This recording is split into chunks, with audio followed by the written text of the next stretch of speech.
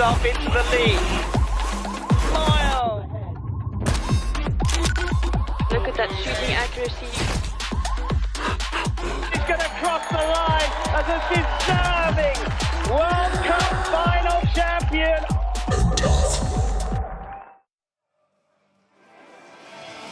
The mountain peaks of Guiyang have witnessed centuries of legend, but today, this grand city stands host to the absolute pinnacle of modern pentathlon. Welcome to Guizhou, China, for the grand finale of the season, the women's final of the 2026 UIPM Pentathlon World Championships.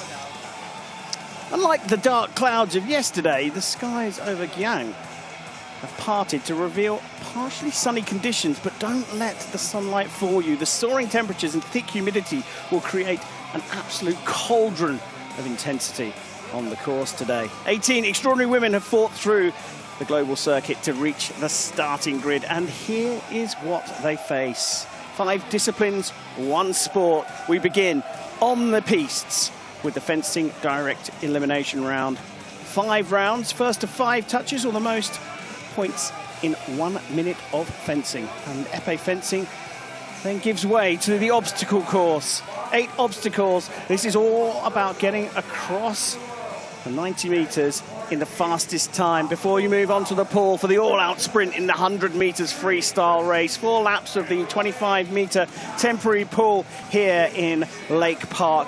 And you build those points up for the handicapped start of what will be a spectacular finish to the Women's World Championship final. They begin on the combined laser run, going straight into the range. They must hit the target 5 times. 5 green lights allow them to depart and complete the rest of the 600-meter lap. They will then repeat that process 4 more times. So 5 visits to the range, and expect overtakes in the range here in this final. We saw it in the women's semi-final, and we're bound to see it here. But on the 5th lap, it's all about crossing that line first if you want to become the world champion. No holding back today, no conserving energy. Across the fence, the obstacle course and the swim, every single point is a vital heartbeat towards the crown. Here, I'm Karim Bashir, and sitting alongside me for this finale is Egypt's very own World Championship medalist, Mariam Amar. And what a lineup we have. We had discussions, as we always do. Who's in the running? I mean, what, 8, 9 names came up? I mean, the world's best are lining up for the world title, World Championship title, might I add. So, yeah, I think we have around 8, 9 women in the mix for gold, silver, and bronze. So it is anyone's game, and it all comes down to today. Yeah, we have got the world champion in the lineup from Egypt. That is Farida Khalil, and she's joined by Jana Attia. And then a woman who's been pronounced as doing the impossible. She's coming up very shortly. What an entrance there, though, from lining up in number 18 place, Poppy Clark from Great Britain, the World Cup silver medalist in Budapest this season. She's followed out by Mathilde Duval from France.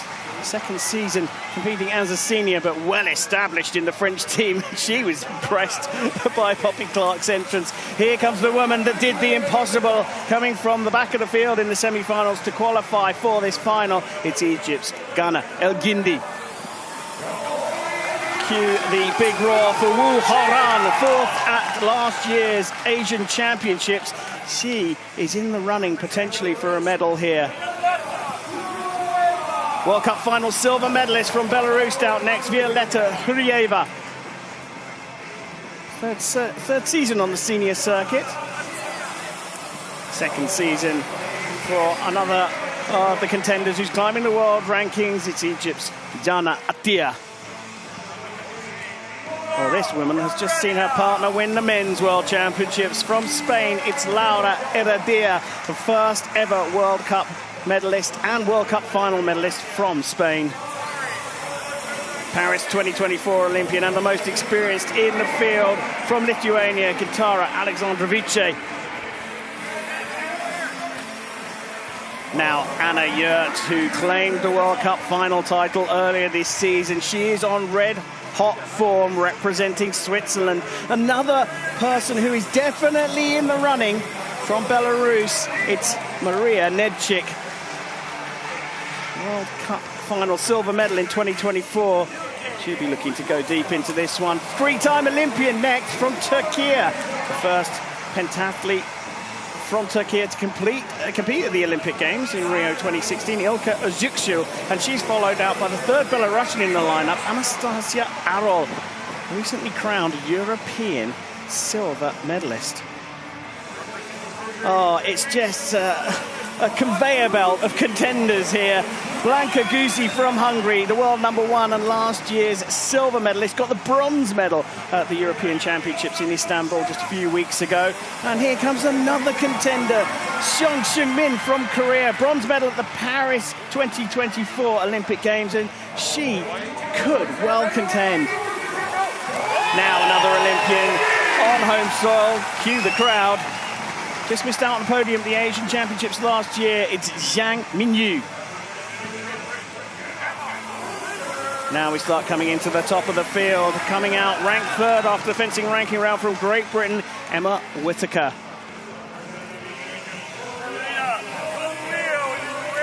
The reigning champion of the world. In fact, under 17 world youth and senior champion, did the Farida Slam, Farida Khalil from Egypt, and topping the pile in the fencing ranking round. Showing us her clay pigeon shooting skills, Karenza Bryson from Great Britain, another Paris 2024 Olympian. Wow, just contender after contender in that lineup. This is going to be a tough one to split, right? I mean, definitely a tough one. We saw Karenza winning her semi-final direct elimination, but then had a few slip-ups on the OCR ahead of the laser, which she absolutely smashed. So different disciplines where athletes have different strengths and weaknesses. So we're going to see things move around quite a bit before the laser. We are indeed. We start with the fence, and this is the lineup. An incomplete round of 32 sees two fights taking place. On the A piste, at the top of your screen will be El Guindi from Egypt taking on Deval of France. I'll be looking after that piste, and Mariam will be looking after piste B, which begins with Wu of China and Clark of Great Britain. Interesting to see the British athletes split across the field. Two of them at the top of the field, and Clark down in 18th place. Can she progress through and climb the rankings? We begin the fence here in the Women's World Championship final. Top of the piste, Mathilde Deval of France on the left-hand side. The asterisk on the side of Ghana El Guindi signifies that she is the higher-seeded fencer. 1 minute fencing. It's first to 5 hits, but if you don't get to 5 hits, it's whoever leads at the end of the minute. If the scores are tied, the win goes to the person with the asterisk because they have the higher ranking after the ranking round, and El Guindi gets off the mark. Yeah, if El Guindi manages a good defense here, could set her up for a medal position later on. As we move down to B now, Clark and Wu on piece B. 41 seconds to go, no touch as of yet. Poppy Clark looking for that counter 6 into an 8. Wu is defending brilliantly here, but it's a double touch. She's quite a bit short with her blade there. Yeah, if you're new to pentathlon and new to fencing, the octave 6 that Mariam was talking about, if you think about the body chopped into quarters, the top quarter near the sword arm side is known as line number 6. Down on the right-hand side, underneath the sword arm, is line number 8. And on the other side of the body, at the top, it's cart, or number 4, and number 7, 17, on the non-sword arm side, on the bottom line. Well, we see remise of the counter-action from El Guindi.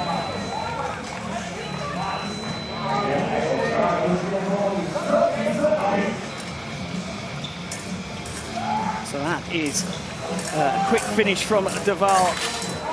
And now we move on the A piste into the round of 16. And Deval El Guindi will take on Bryson.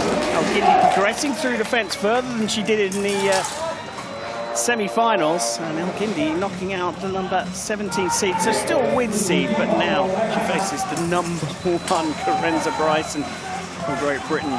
Yeah, meanwhile, on piece B, Clark now levels the score with 4 apiece against Wu with 2 seconds to go. Another double touch.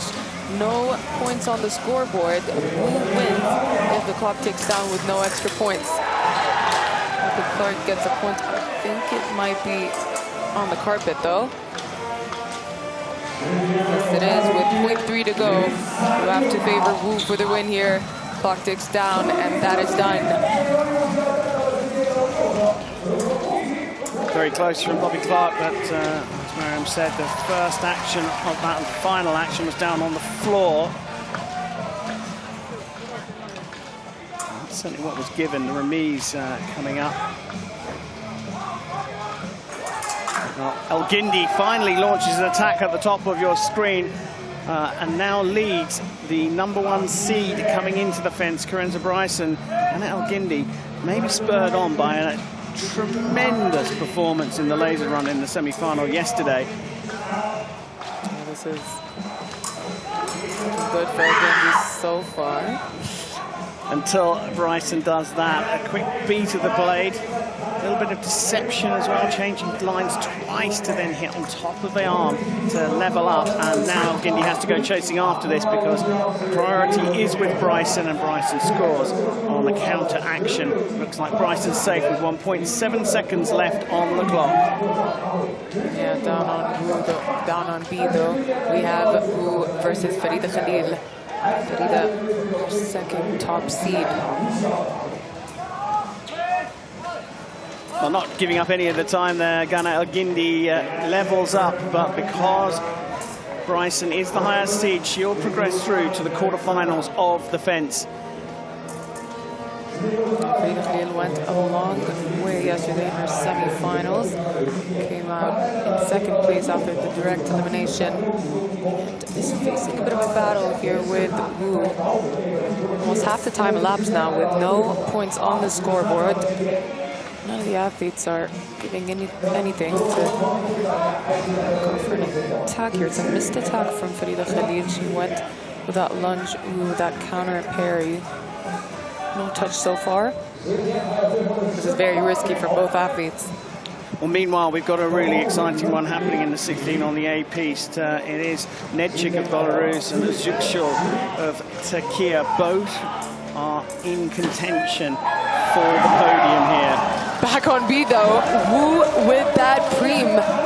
Farida Khalil went for a flush attack, and I did not see that coming. Wu just waited out those final few seconds into a counter preem. The stuff from Wu, but Farida Khalil leveled things up just as I say that, with 4.4 to go. Khalil, just 15 years old. She is a phenom, that is for sure. As Nedchik scores the first hit on the A piste. Yeah, fall then on the B piece, but it is Farida Khalil who progresses through to the next round as we say goodbye to Wu.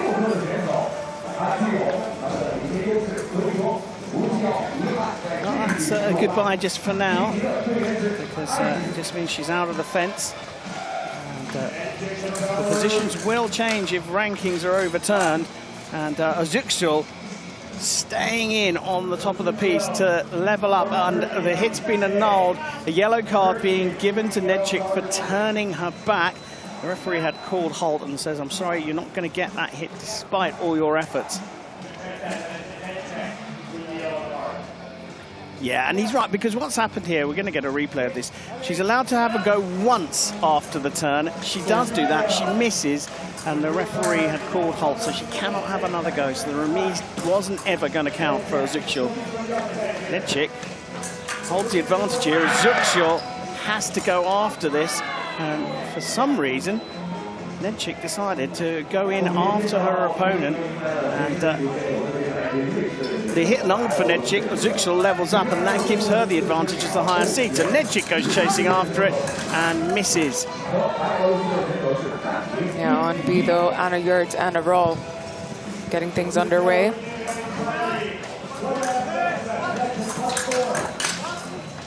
Oh, double is not going to be enough for Nedchik here. A tight match. Özüksel just holding on for the win as the higher seed.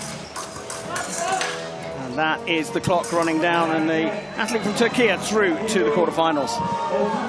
Yeah, on B though, Anna Yurt now with a 1-point lead over Aral. Both athletes very much in form. Anna Yurt winning the World Cup final, and Aral a silver medal at the Europeans just a few weeks ago. 15 seconds on the clock. Anna Yurt very defensive here as Aral tries to take that blade into an attack mode.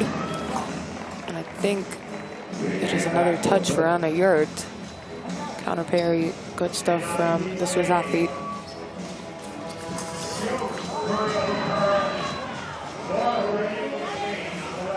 Coming out on the AP, so already underway, in fact, Laura Eradia and Xingmin, Spain versus Korea, and Eradia getting off the mark early doors. So Anna Yurt progresses through and will be up against Farida Khalil in the next round. That was a quick one on piece B.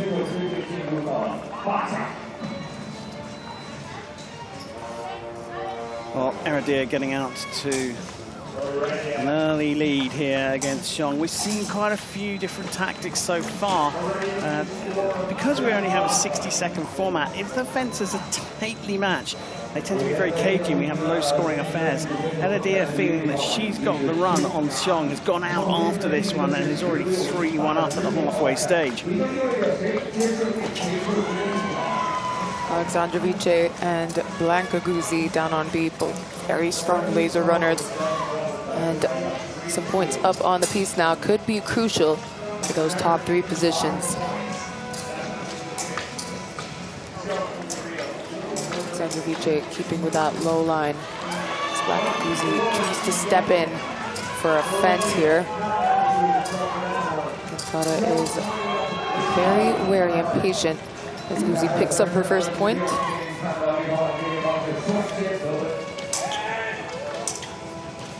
Well, on piece day at the top of your screen, Xiong has come from 3-1 down to lead 4-3. Had a bit of a scare at the beginning of the fight. Eradia coming out very, very fast against her, but now Xiong with the right of way in terms of the priority does take the win, and that was a great little battle there between Xiong and Eradia. Xiong maintaining her 5th seed coming into this. Yeah, Guzzi now 1 point over Alexandra Vice with 2-1 score. 21 seconds to go.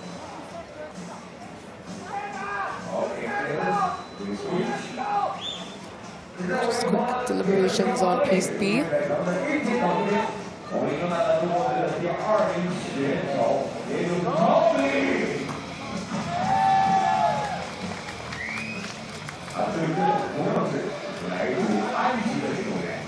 So we now have the last of the round of 16 battles on piece A. Dana Atia of Egypt on the left-hand side, and Zhang of China on the right. Zhang Mingyu comes into this as the 4th seed, the higher ranked of the 2 fencers. Yeah, back on B now. The score is level as Guzzi makes a break now with a 1-point lead. 16 seconds to go. Alexandra Vice is going to launch herself now. Tries to get into it with the remise. Steps back into a flush, but it is a double touch.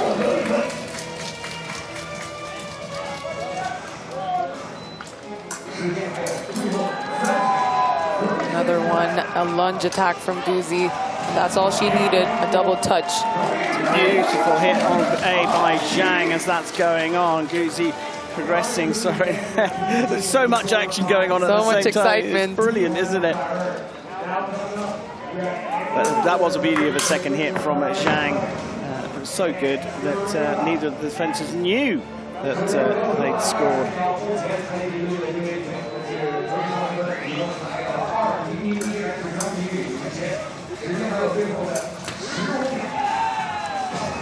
Last of the matches into the quarterfinals. We have Whitaker and Hurieva down on piece B.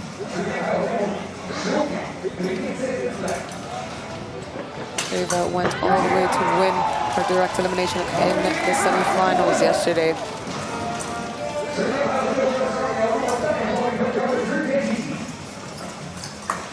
Well, Guiyang there on the counter-action. Atia trying her best to find a way through, but attacking from too far away. And Guiyang sticks with her ranking, making it into the quarterfinals. Yeah, Eva picks up a point on piece B.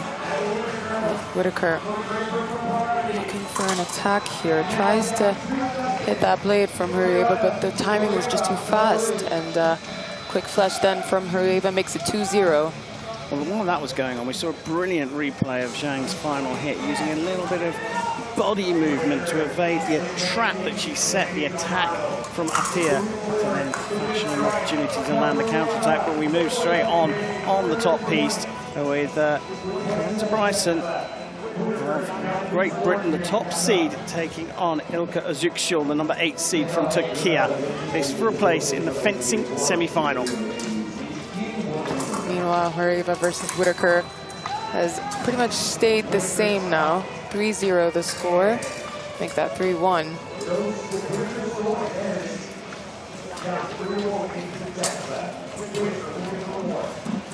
Eva tries to go down for that low line. It's a double touch, 4-2. Just 1 point away from the win now. Eva is looking good for the Belarusian. Wind's picked up as well. May have heard some paper fluttering in the commentary position.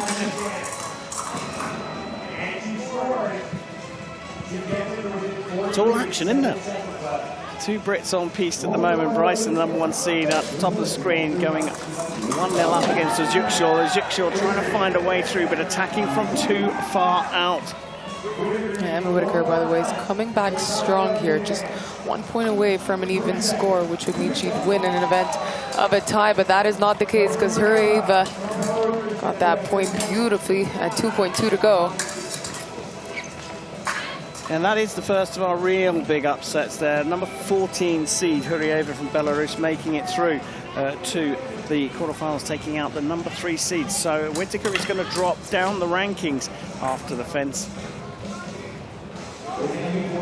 Meanwhile, the other Brit going a little bit better at the top of your screen. 3-1 up with just under 5 seconds left as Özükşul does close the gap by a point, but seemingly run out of time here as Bryson does close out the match for a 5-2 victory. Bryson into the fencing semi-finals. Huge match down on B now. Yurt versus Khalil. Khalil, the reigning world champion, and Yurt off the back of an impressive World Cup final win. He's a strong laser runner as well, so watch out for Yurt.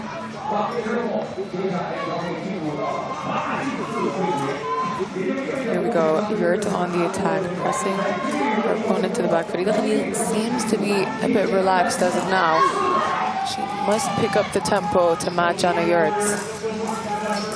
Yurt looking for that wrist touch as a feint.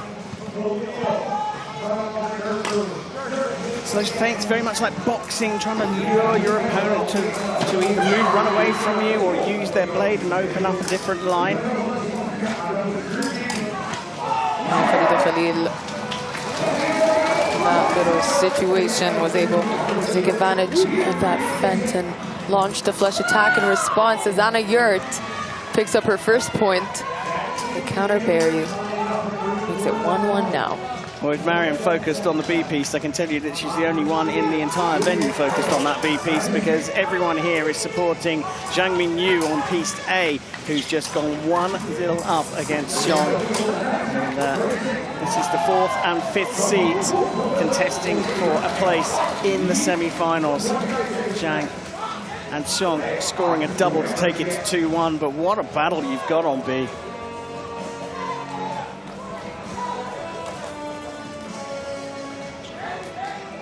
Yeah, Farida Khalil just deliberating that point there. It was out of piece. 13 seconds to go. Anna Yurt needs a single light if she is to progress through. Farida Khalil just needs the score to remain the same. In an event of a tie, she does win the bout. 4.8 to go. 2-all. Things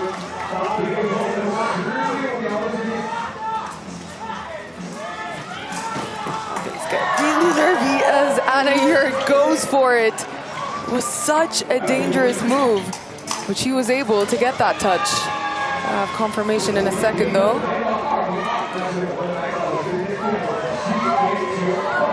But she felt that was off the piece, didn't she? She felt that the touch was not on the strip. Yeah, deliberating her case here.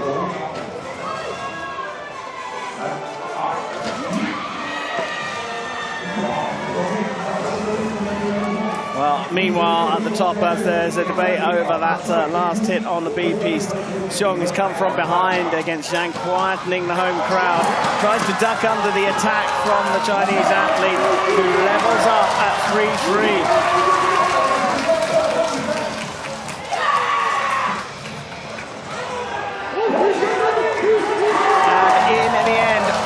Time, Zhang has done it on piece A to make it through to face Bryson in the fencing semi-finals. Oh, we got a real battle on the B piece. You called it right at the beginning, Mariam.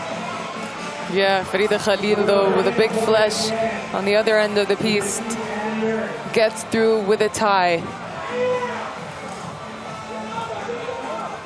This is the contentious hit, and looked to me like that was clean. Yeah.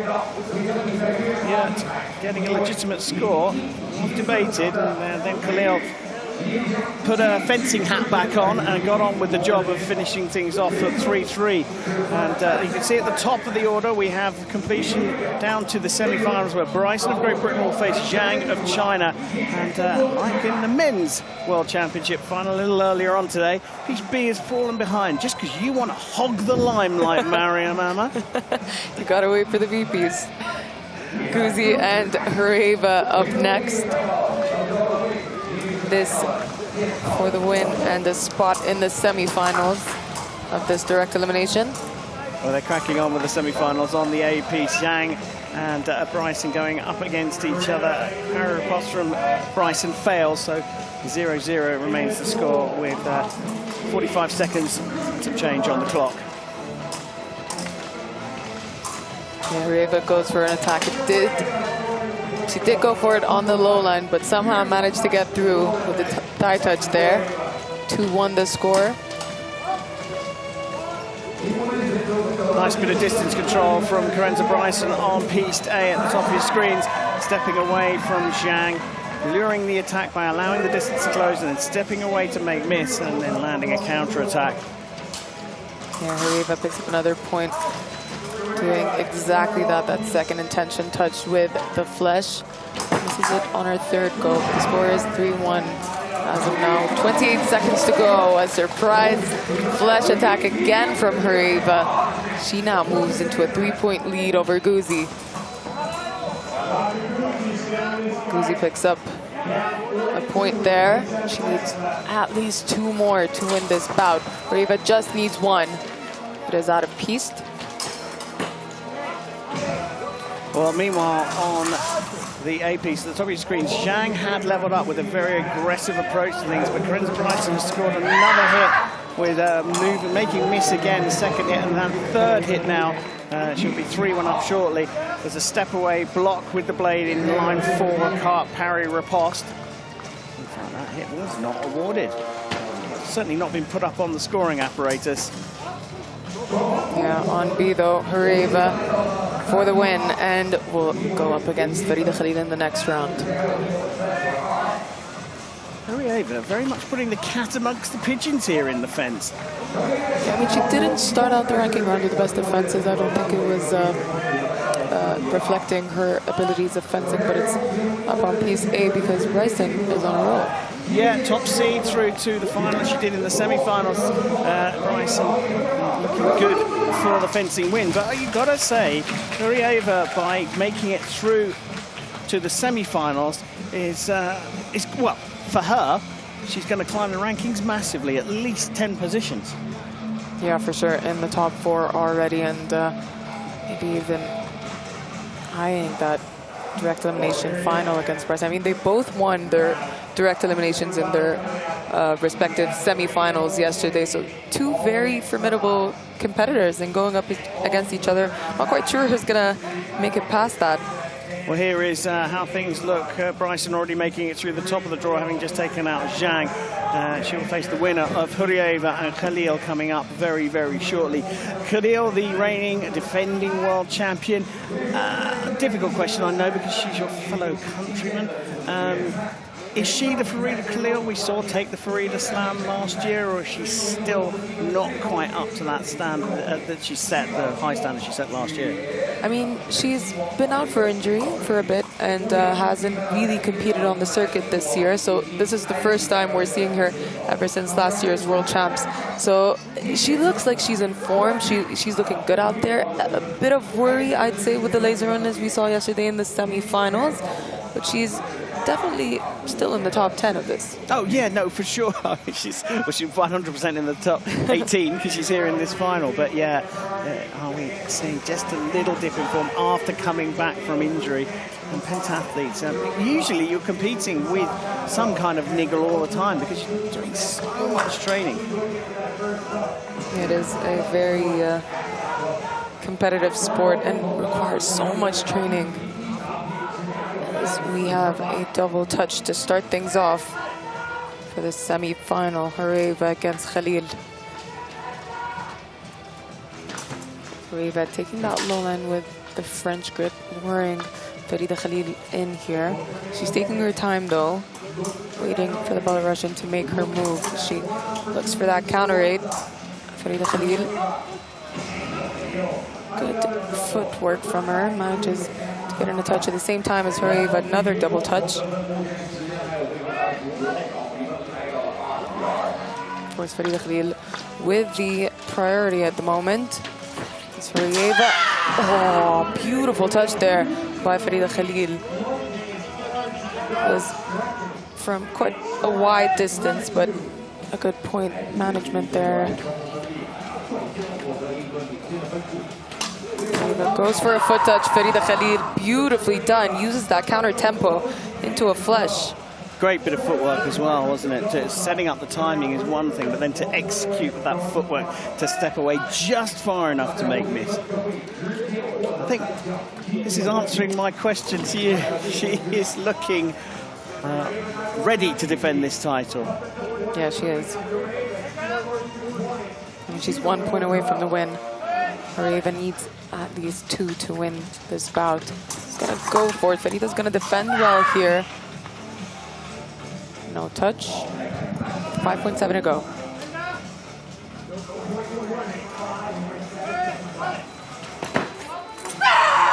And there you have it. A double touch means that Farida Khalil does progress through to the finals once again.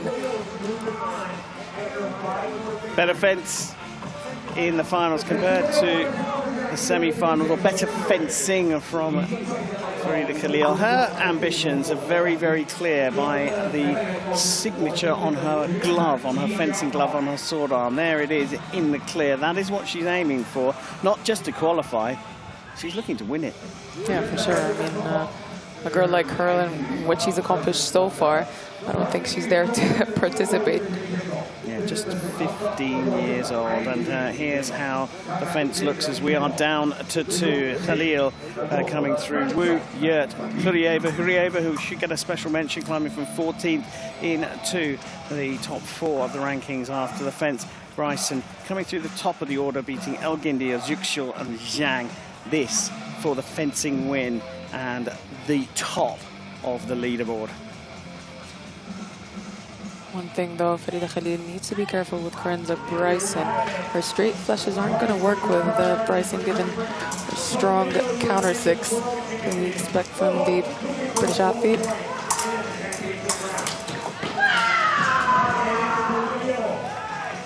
Well, Bryson seemingly wanting to go toe-to-toe with Farida Khalil, and quite simply, in short distance, Khalil was much better on that occasion.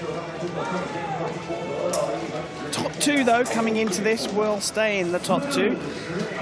Bryson came through the fencing ranking round as number 1 seed, Khalil number 2 seed. And the first action, I think, was blocked out by Khalil.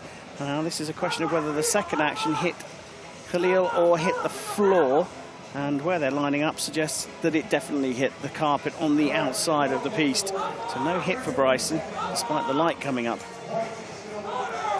Yeah, Khalil controlling that distance nicely, keeping it wide, and then stepping into a flesh attack. Beautiful stuff from the young Egyptian.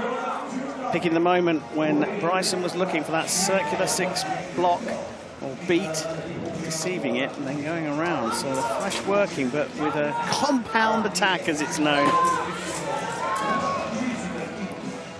She's got a bit of variety there, attacking to preparation this time. So the one before, she's looking for the moment to start a deliberate attack. That time, as Bryson stepped in, Khalil went into her preparation. She missed on that occasion. One single light, bodies clash. It looks like Bryson's the one that's come out of that the worst. Completely accidental, of course. They run into fences. Epee fencers do run into each other regularly.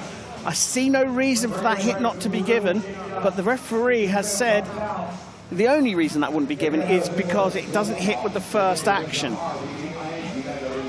Because the call came afterwards, but it has been annulled, and Bryson now, with 13 seconds left to go, needs to score one more point to have the priority and the win here. She's got time to set it up. Goes in for a parry riposte, second intention parry riposte, but Khalil doing well to get the double.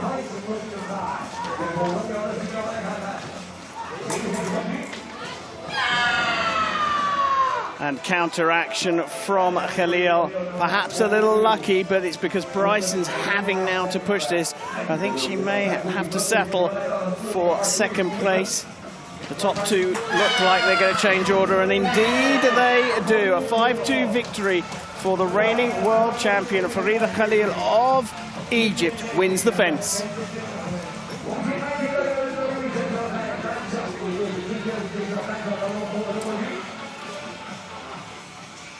We take a look back at Bryson having to force this one a little bit.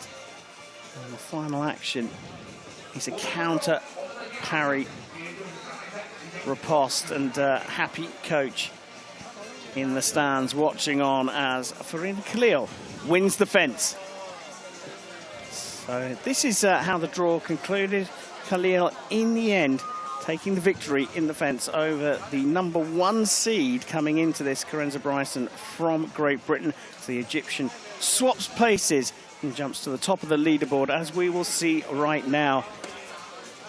So the top 2 swapping places still remain as they're the leading contenders at the moment, followed by Guiyang. A jump of 10 places for Violeta Hryeva of Belarus is the biggest move we've seen in here. Xiong and Guzi staying in position in 5th and 6th. The chasing pack now sees Zhuxiu and Yurt climbing the rankings. Yurt climbing 2 places, the World Cup final champion. Whitaker dropping down 6th. That's a big fall for her.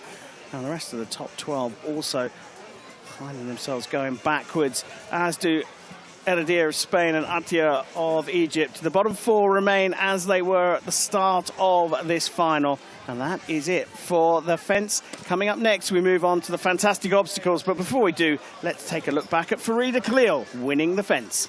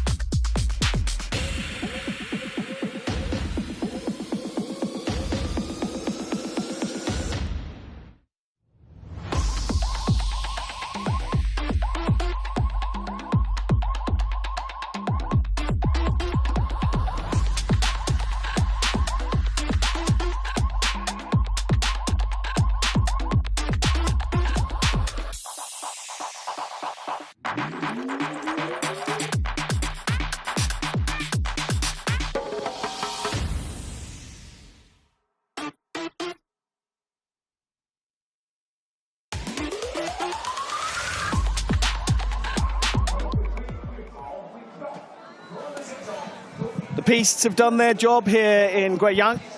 Frida Khalil swapping places with Karenza Bryson. The Egyptian now tops the pile, and she'll be looking forward to the next discipline because we move from the fence to the OCR, the obstacle course race. So it steps into the big wheel and then the tilting ladders before the agility of the over, under, through. Now, these are regular obstacles. We then have a drawn obstacle. In this case, obstacle number 5 is the flying hoops. Then into the giant steps and into the second of the drawn obstacles, and those are the rings before the athletes then climb the finish wall to hit the buzzer. They go out in reverse order in pairs. So we'll have the athletes 17th and 18th going out first, but this is not a race against the person standing next to you. This is a race against the clock. The faster you go, the more pentathlon points you gain, and every single point by the swim, after the swim, gives you an advantage going into the final combined laser run. And this is what it looks like for the athletes. And we're going to see different techniques, aren't we? Yeah, different techniques across the overheads, as you mentioned before. We have the tilting ladders as well as the flying hoops that the athletes opt to skip out the first one entirely, especially with the men. With the women, I don't think they're going to be skipping the first one as much. But yeah, some interesting techniques. I think we saw Farida yesterday skipping out the first hoop, though, so that could be major in terms of how much time she'll save on her OCR. Yeah, and great that you're pointing out the flying hoops, because what we saw with most of the women in the semi-finals is not only are they not skipping that first hoop, they're also double-handing the second one. So they hit the front of the second one and they move across before swinging out to the third one. If you can skip the first one, you're going to gain a huge amount of time. And that really is where the time difference has been between the men and the women over the obstacle course race, over those flying hoops. The French crowd looking on as they await Deval to come out in the first of the heats. And again, remember, this is not about beating your opponent in a particular race. This is all about time, and this is how they will line up. Clark and Deval in the first heat, El Guindi and Wu in the second, and Atia Neradir in the third. The middle of the pack looking to gain on those ahead of them. Alexandra Viche takes on Nedchik. That should be interesting. Arrell and Whittaker go up against each other. Whittaker had a bit of a shaky one in the semi-finals. Yurt, World Cup final champion, is quick over this, but so is Zukshul in the obstacles. Guzi and Xiong will face each other before Hrieva and Zhang go out, and then the leading two, Bryson and Khalil, go in the final heat. And Khalil is lightning quick over the obstacles. Here come the first heat. It's Poppy Clark of Great Britain and Mathilde Deval of France. Deval will be closest to us. Yeah, both of these women have done a tremendous job of getting themselves into the finals. Look at that sheer speed from Deval, but gets stuck up on that final ladder. Makes it through, though, as Poppy Clark is in the lead of this heat now. Into the flying hoops. Oh, big swing on the first one. Loses so much time as Deval has a chance to come back now and take the lead of this heat as Poppy Clark is trying to keep pace here into the rings. First, third, fifth, and then a big jump onto the mat from Deval. All up the finishing wall, pretty close in the end, but Deval sets the fastest time so far of a 33.51, a 34.16 for Clark. And those are times that are not too bad, but we expect them to be beaten. And we'll take a look back over where the athletes started to slow up. It wasn't too bad over the tilting ladders. This is where things went a little wrong for Clark.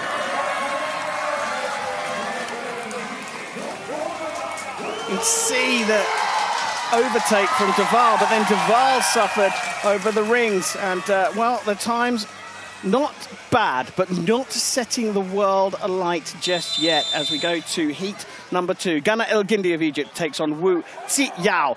And Wu closest to us.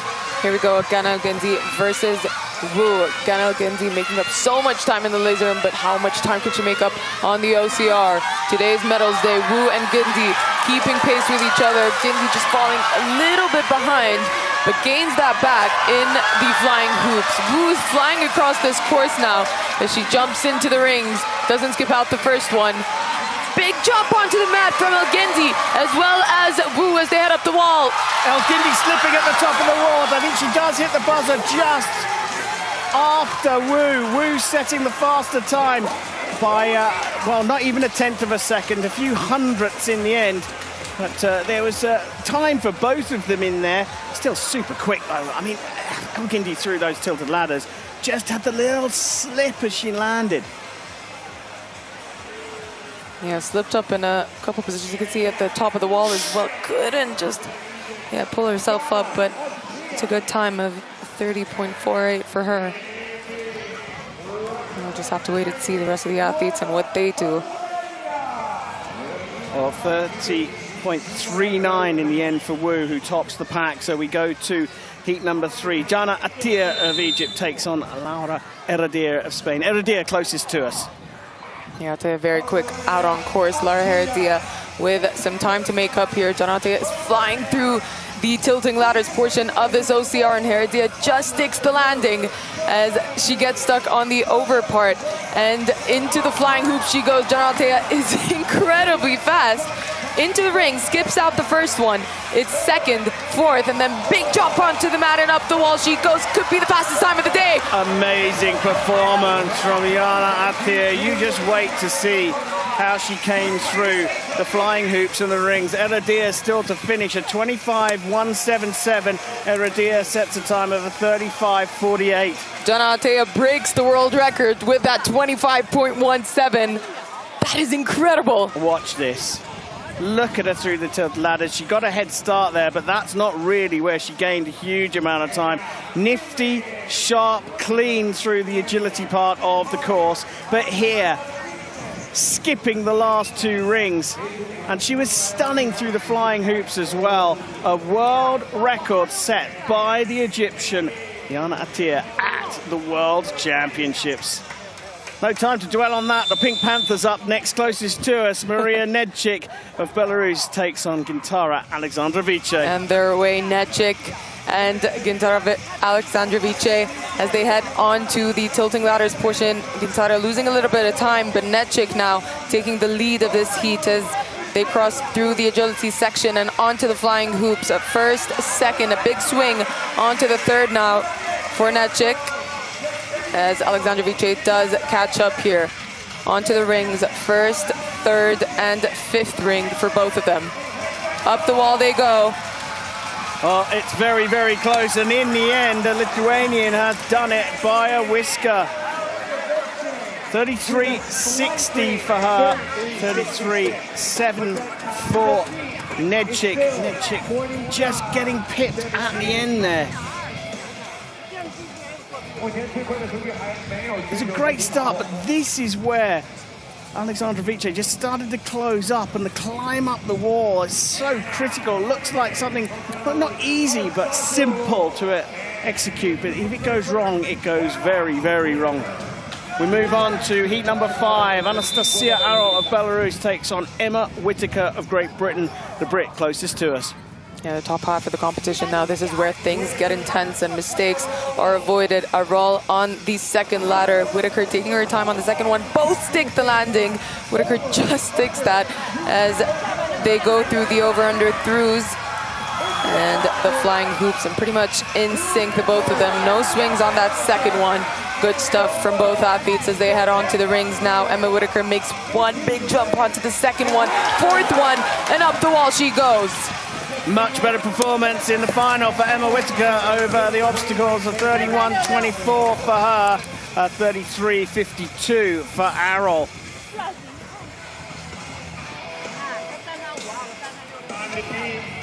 Well, that was a better performance from Whittaker in the obstacles compared to the semi-finals, where she got really slowed up, nearly an error out of the tilting ladders.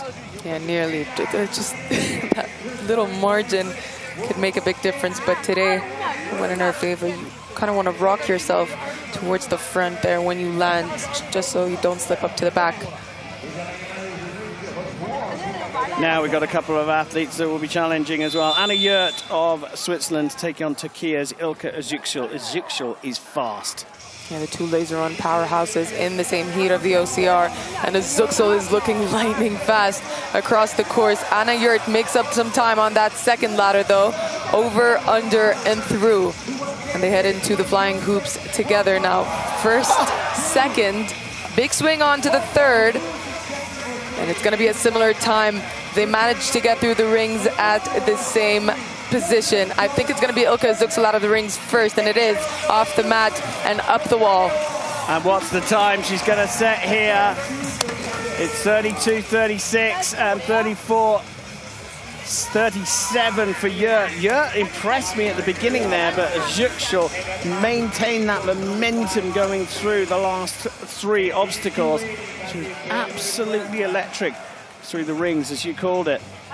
But what a start from Yurt there. She's improved really good her start. OCR, hasn't she? Yeah, but it just goes to show that if someone would go faster in a certain segment of the OCR, doesn't mean they're going to get the best overall time.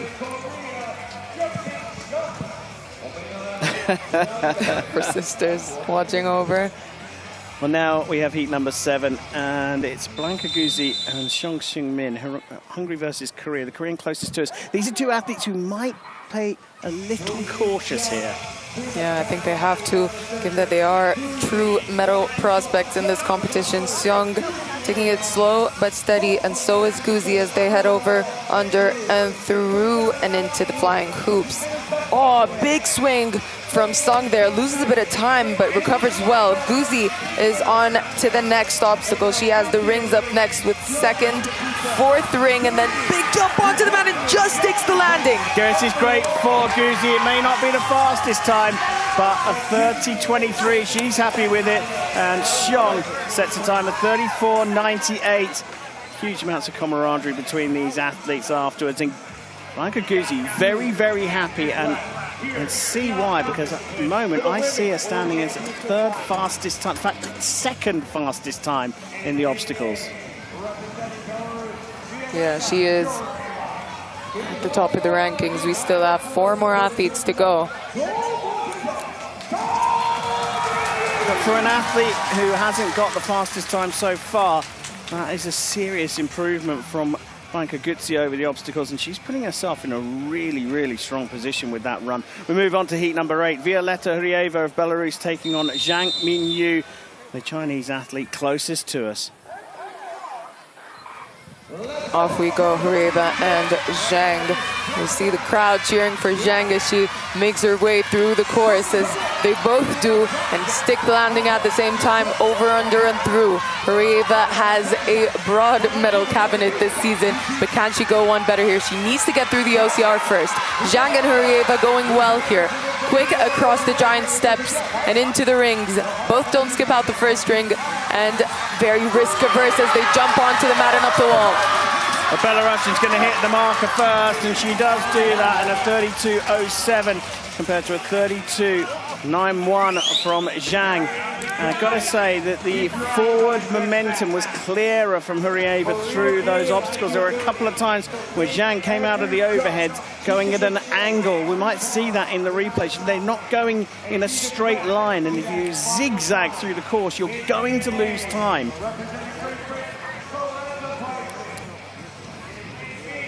Well, there we see the finish. Hryeva taking it in 32.07. And now we have the top 2 to come. Heat number 9, Karenza Bryson of Great Britain on the far side, taking on the super fast Farida Khalil of Egypt. Yeah, Farida Khalil already breaking the world record once in the qualifications, that has been broken by Janatea in this final. Can she go one better here? Karenza Bryson's getting stuck on the ladders a bit, but Farida Khalil is absolutely flying through this course. Doesn't skip out the first hoop, which she did in the semi-finals, but it's still an incredibly fast time as she moves into the penultimate obstacle, and as I say that, jumps onto the mat and up the wall. It's going to be insanely fast. Unbelievable from Farida Khalil. Not quite the world record, but the second fastest time by a margin, a 26.18, as Bryson struggles up the finish wall, setting a 38.40 dead. you used the word insane. Well, I mean, you've got to look at the two Egyptians. Jana Attia breaking the world record with a 25.177, and not far behind her, Farida Khalil with a 26.182. And this is where Bryson just started to slow up, and the longer that you hang on those obstacles, the more energy zaps from your body. But that was some kind of move over the flying hoops from Farida Khalil. Yeah, really impressive. Doesn't skip out the first one as she did in the semis, but I think given her position, it is good to be risk averse at this stage. She's going to move even more towards the top of the list after the swim. Risk averse. She set a time of 26.182. If that's her being risk averse as Motaz Mohammed looks on fourth. He finished in the men's competition just outside the medals. Wow, if she's risk averse with a 26.1, then what's she going to do when she goes for it? This is how things stand after the obstacles. And look at the climb from Jana Attia of Egypt coming up to 5th place. But look at the lead that Farida Khalil has built in the first two disciplines. 6.17 at the top of the pile. Gucci going well over the obstacles as well in the top 6. Karenza Bryson drops 5 places through the obstacles, but actually she might be a little bit happier than she would have been through the semi-finals. The other Brit will be very happy. Whittaker staying where she was in 9th position. This is the trailing pack. We saw what El Guindi did in her semi-final yesterday, coming from the back of the field in the laser run, and she's still got the swim to come to claim points. Well, the obstacles is done. We move to the pool, but before we do, let's have a look at the new world record in the obstacles.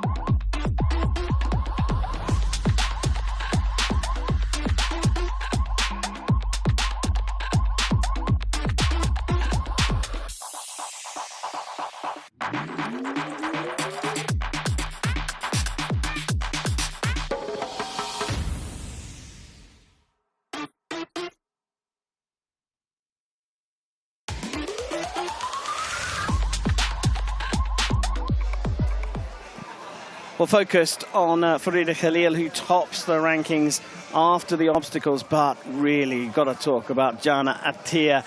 Before we do, let's just tell you what's coming up next. We go to the pool, 100 meters freestyle swim, 4 laps of the 25-meter pool here in Lake Park. It's again up against the clock. They'll go out in 3 heats, starting in reverse order. The bottom 6 going out first, then the middle of the pack, and then the leading 6. But a new world record set here, history being made in Guiyang. Yeah. Tell us about Attia. I genuinely cannot get over how fast her OCR was. I mean, a time of 25.17 in such a hard course. You have the flying hoops involved, and that was different from the previous record, which was on the wheels and rings alone.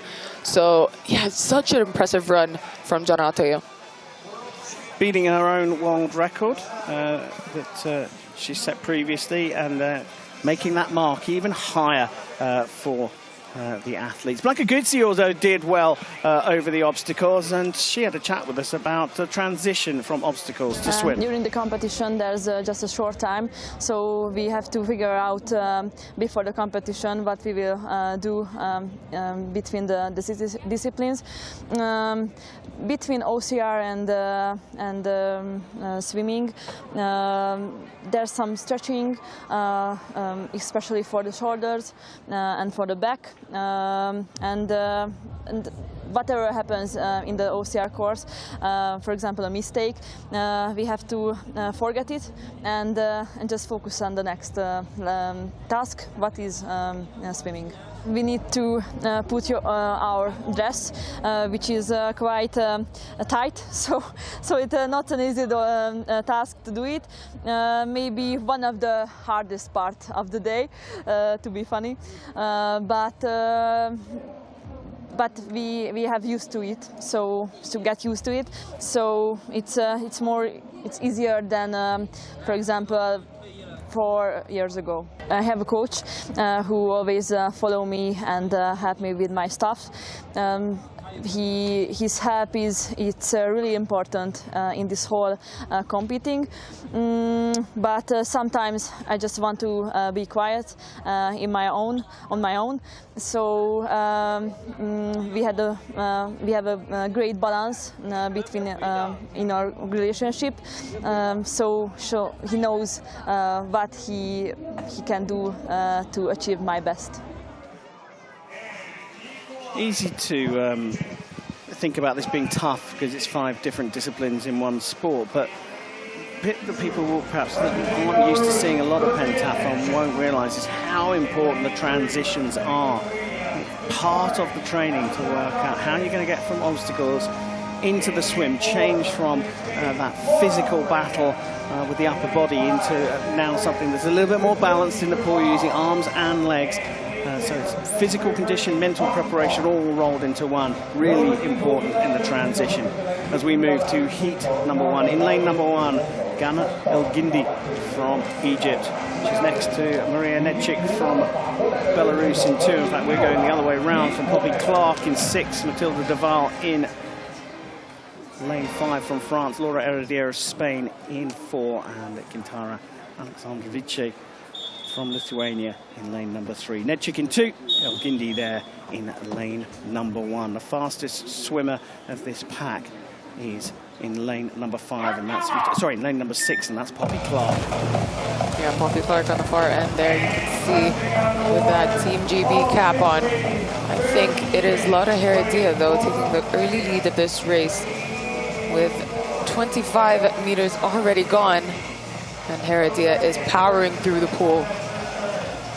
Good stroke rate as they're about to hit the 50-meter mark now. It is Herediera in first place, or has Derval taking the lead now? We'll see as they turn. I think it is Herediera in first place, Derval in second, El Gindi in third, Clark in 4, and Alexandrovice in 5. So Laura and Derval battling it out for first and second. It is, of course, a race against the clock as Poppy Clark joins them in the mix there. Yeah, the top 3 swimmers from qualification. In fact, the fastest swim came from Duval in lane number 5. Herediera set a 1:03.65, and she's leading this one. What is the time going to be? Because that's what it's all about. And it is a 1:03.51, so faster in the final than she was in the semi-final. A 1:04.23 set by Duval, and sitting in third place, a good swim from Alexandrovice. So just remember those times. 1:03.51 is the fastest time in the pool. The faster you go in the pool, the more points you get, and there are bags of points to go after in the pool. Was it 1 second is 5 pentathlon points? Yeah, it's huge. It's become more expensive than it has ever been in the past, and yeah, it just encourages those athletes to go for that 100-meter sprint. And it is easier on the body than the endurance of the 200 meters. So it's quite fit for this new 90-minute format.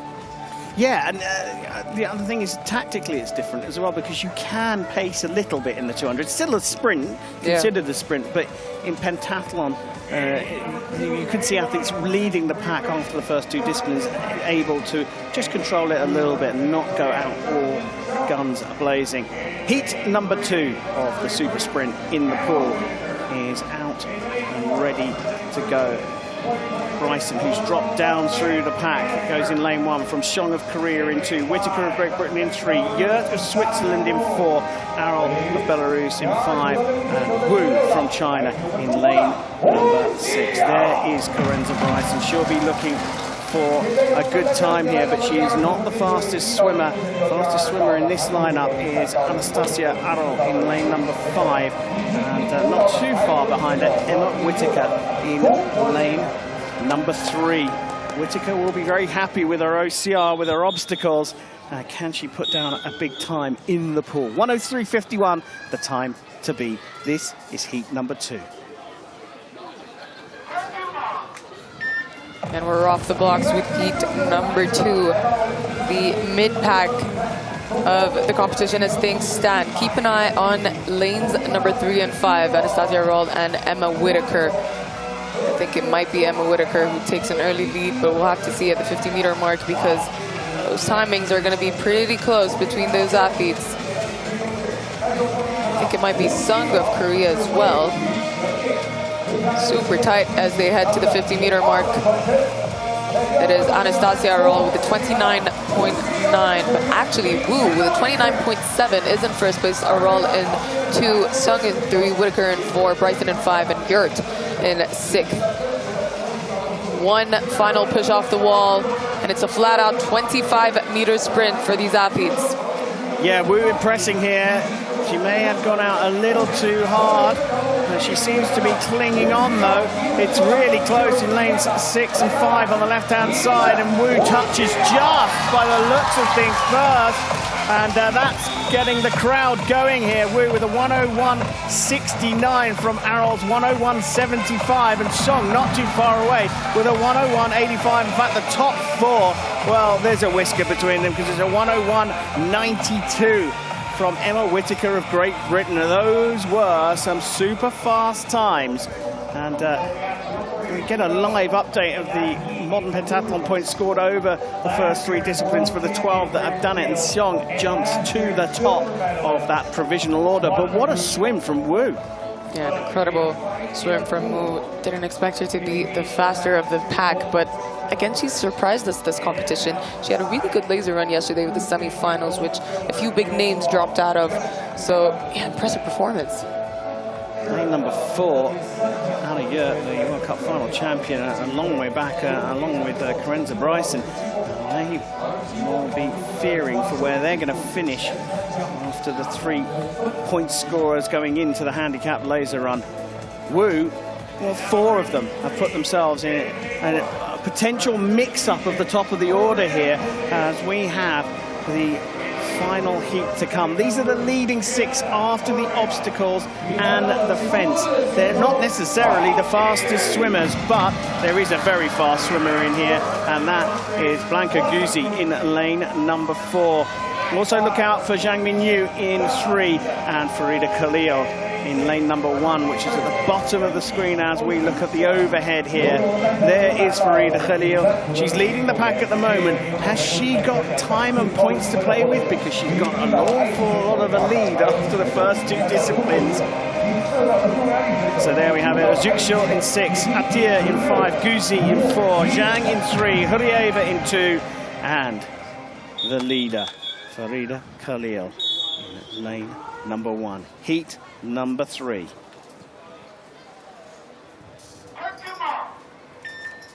Off we go, top 6 in the standings into the pool, and with the last shot of keeping those top 6 positions.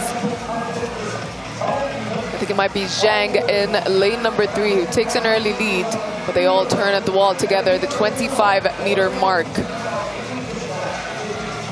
Bit of an interesting style from Atea down in lane 5. But a strong swimmer indeed as she heads to the 50-meter mark. I think she might be leading as things stand. It is Jana Atea returns with a 29.6, Zhang with a 29.8, and then Farida Khalil and Guzzi. Final turn now at the wall, final 25 meters. It's an all-out sprint. Has Farida Khalil gained on that leading position? Yeah, very, very tight. As you can see, lanes 1, 3, and 4 leading the pack at the moment. I think it might well be Zhang who's going to touch first here. This is all about that final stroke. That is really, really close. Khalil with a 101.50, but it is Zhang with a 101.32 that pips the times there. 101.32 is a great time. The top 3 going under 102, and that then keeps their hopes alive of staying in the top 6 after a super fast second heat. The top 6 felt they had to go for it. Khalil leading at the top from Zhang.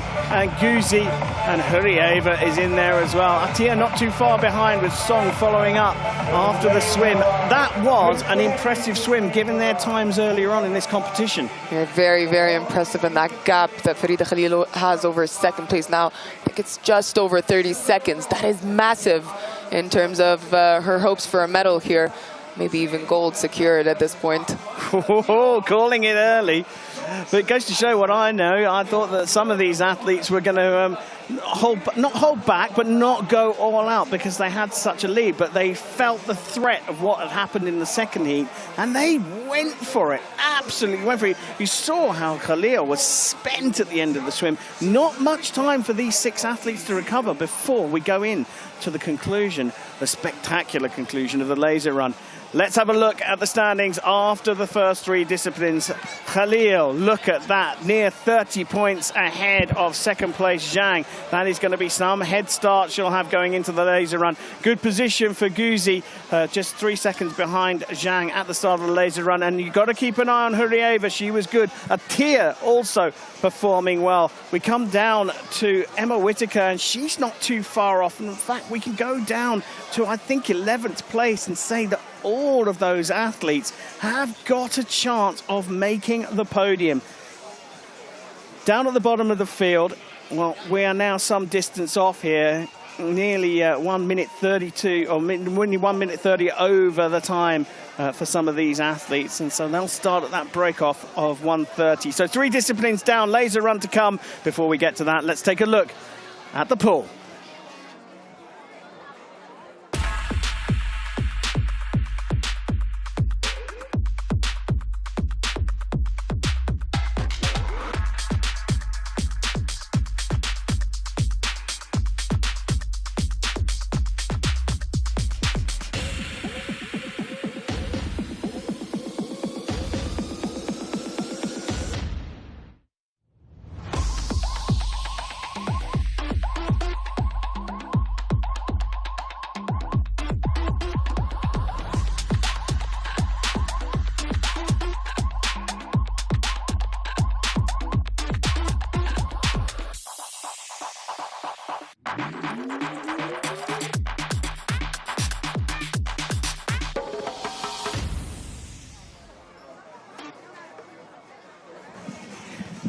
Well, that was really interesting in the pool.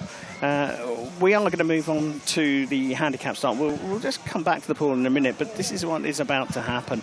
Athletes now do 5 visits to the range because they come out of the starting blocks, they don't even do 100 meters, and they are into the range for the first of 5 visits. They must get 5 green lights at the top of the target in order to progress on for the rest of the 600-meter lap, and this is where the overtakes have been happening. Though today the dry conditions mean we have seen athletes overtake on the course. So they'll go around the 600-meter lap first time, and then they'll repeat it 4 more times. 5 visits to the range. After the 5th visit, it is a all-out sprint for the world title. Whoever crosses the line will be the champion of the world.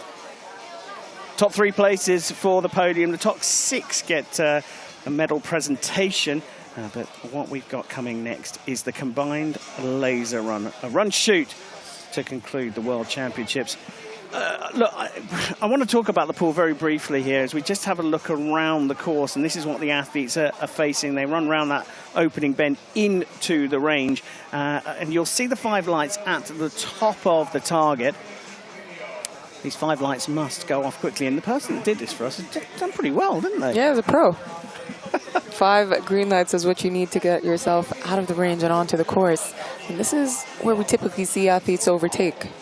Yeah, but it's been dry today, and despite the changing track surface, a bit of gravel, a bit of grass, and then they're onto concrete, we have seen overtakes on the track today. We have. I mean, yeah, we have some strong runners in the field, and yeah, on those straights, you have that bit of opportunity to overtake if you have to. It's the twists and turns that are a bit tough. Yeah, been the talk of Guiyang between the athletes, saying this is a really tough course because your heart rate has to drop as you go through the bends, as you slow down and then go back up again. And what happens when you're fluctuating like that is your top heart rate, maximum heart rate, is higher than it perhaps would have been with a slightly less twisty course. And this is through the final bend. The outer ring is actually a little easier on the athletes. But this is where the leader will see the finishing line and the opportunity to take the world crown. So that's what the athletes are facing. This is what is going on right now on the field of play. Khalil leading the pack by 30 seconds. I just want to go back to that swim, though. The second heat was so fast that the top 6 really went for it in the pool, and they don't have time to recover, or as much time as those go in heats 1 and 2. What's your feeling about that? I mean, you definitely want to be in the final heat. That means you're leading, right? But then you have that bit of less time to prepare for the laser run, less time to change into your running gear, and less time to warm up, essentially. But again, you're starting way ahead of the rest of the pack, so you have that advantage. Well, talking about advantages, we need to have a look at... This is a live camera on board one of the athletes not competing. My sister. Your sister, Zaina. Zaina is out there with the 18 in the field and just giving us a view of what's going on. And the athletes trying to remain chilled, relaxed, calm, focused, ready for this challenge of combined run-shoot. And there we see Xiong sitting in 6th place, the Korean, 48 seconds behind Farida Khalil. But Farida Khalil has got some heck of a lead, a 31-second advantage over the rest of the field. Zhang coming out second, and there she is getting those shoelaces tied up firmly for the run. Guzi coming out in 3rd place, 3 seconds behind Zhang, and then another 9 seconds back will be Hurieva, 3 seconds behind her. Atia, another 2 seconds behind will be Song, and Whittaker comes out in that little gaggle of 3 athletes as well. Bryson, another 6 seconds back. How far down the field can we expect challenges to come from? I mean, we can go all the way down. Poppy Clark is starting on 1:30, but she does have an extra 9 seconds to add to that. But just to give you a viewpoint of how tight things are, all the way down to, well, from second, I'll just call it from 2nd place because that's the bigger gap. Mingyu Zhang has only a 27-second lead over 11th place. So you have all of these athletes within 27 seconds of each other. That is nothing in terms of the competition. Well, 2 to 17 is less than a minute, and we know how much time can be gained in the range. So if you're a decent enough runner, but you shoot well, you can climb through this field dramatically. We saw a huge effort being put in by the British athlete Carenza Bryson, and we just caught Poppy Clark, who had to have the run shoot of her life in the semi-finals to make it through. Can anyone beat Farida Khalil? And just a reminder, everybody, Khalil had a little bit of trouble in the semi-finals in the laser run yesterday. Yeah, a bit of issues with the shooting, I think, after the first lap as well. She was kind of spent and couldn't really exert much effort. Hopefully for today she has recovered, though, because this is the chasing pack. Yeah, and look at these gaggle of athletes coming out together. They line up in 2 lines, but that gap from 2nd place down to 17th is only 58 seconds. In fact, my maths might let me down there. I think it's 57 seconds. And, well, you can do that in 3 shoots if someone has a bad day in the range. And here we're back live on board with Zaina, his sister, doing a great job. And this is what the athletes have to do. Well, they're checking their starting position because they line up in what's known as gate A and B, because if they are going out closely, sometimes at the same time, if they're on the same points, they need clear lanes to be able to start the beginning of the run. And it's a really tight turn almost straight away as well. Yeah, it's a tight turn into the first shooting series, and then from that they leave the range and onto the course. What about the Belarusians? They were very, very good yesterday. They were. Hurieva held her own, and yeah, she's starting in 4th, and with a couple medals already this season, I wouldn't rule her out for a top 3 finish. But Guzi Blanca, she's starting in 3rd place, and she's used to chasing people down, and she's starting already in those top 3. So I say potentially 99.999% sure Guzi finishes on top of the podium. On top of the podium. Wow, that's a big call. Her name is Mariam Amma. She is an expert, a World Championship medalist, so she doesn't know what she's talking about. But it was a big call given the fact that Farida Khalil is sitting 31 seconds ahead of the rest of the field. But as you say, and I'm nicking your words, Mariam, it all sort of settles after the first shoot, doesn't it? How they visit the range the first time does give us an idea of what might be coming. Yeah, I think that is the true start list after that first shoot. We are ready to go.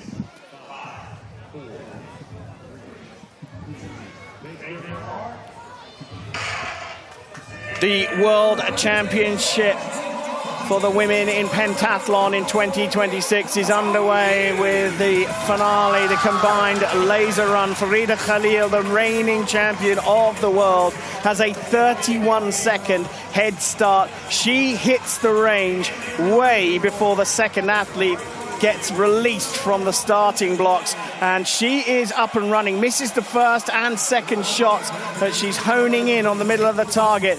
Waiting in the wings is Zhang Minyu. The crowd are going to be right behind her here in China, but she's got Hungary's Blanka Guzi hot on her heels. She's taking a very relaxed approach to the start of this laser run. She is a very accomplished laser runner. The top three out of the box, the top one out of the range. Yeah, so much better than yesterday's shooting for Farida Khalil, but we now focus on Zhang and Guzi as they head into the range in second and third. Zhang with 3 out the 5, 4 out the 5 for Zhang, 4 out the 5 for Guzi. One last target to close off, and both struggling on the fifth shot, but Guzi leads out in second place. Zhang leads in third. What about Hurrieva and Seong, as is Atea joining them in the range? Hurrieva is out in fourth place, Atea in fifth, and Song out with a 12-second shoot in sixth place. What about Bryson? 10-second shoot. Wu with a 7-second shoot is out. Aral with 9. And Whitaker with an 18-second shoot puts her back in 8th place. Watch out, the Belarusians are coming. And there is Zhang, started in second place, being hunted down already by Atia. What a beautiful runner she is as well, the Egyptian. Yeah, very, very strong out there, but I'm just thinking now, is she pushing herself too hard in this opening lap? Well, she's moved into the top 3, and Guzi taking second place already as well. Such is her prowess on the track. We've seen some superstar shooting in the range from both the Belarusian athletes and the British athletes. The British athletes sitting in 7th and 8th. Hurrieva has been dropped to 5th place. So Atia doing the running here. Yeah, Farida Khalil already past that start-finish straight, and into the shooting range she goes as Guzi and Jana Atea are in second and third, but being hunted down by the athletes further back. It'd be interesting to see what the time split is when Guzi passes the start-finish line. Remember, Khalil started with a 31-second head start. Guzi coming past the start-finish line right now. And it's a 28.7-second lead, still healthy for Khalil, who just needs one more to get out of the range in first place. It's an incredibly fast shoot, 9 seconds, the time for Khalil on her second shooting series, and she's out comfortably in that gold medal position. Guzi and Atea making a run for the shooting range now in second and third. Seong is there and thereabouts as well. Guzi with that first green light, second green light, make that 3. Is she going to get her 4th? She does. It's a 9-second shoot from Guzi, and she's out in that silver medal position. Who's going to be out in bronze? Because they're all bunching up together now. Atea, Seong, and Hurrieva all in the range with 3 out the 5. 4 out the 5 for Hurrieva, almost at the range now. Is it going to be Seong? It is going to be Seong. And Zhang with an 8-second shoot. So third is Seong, and Zhang in 4th.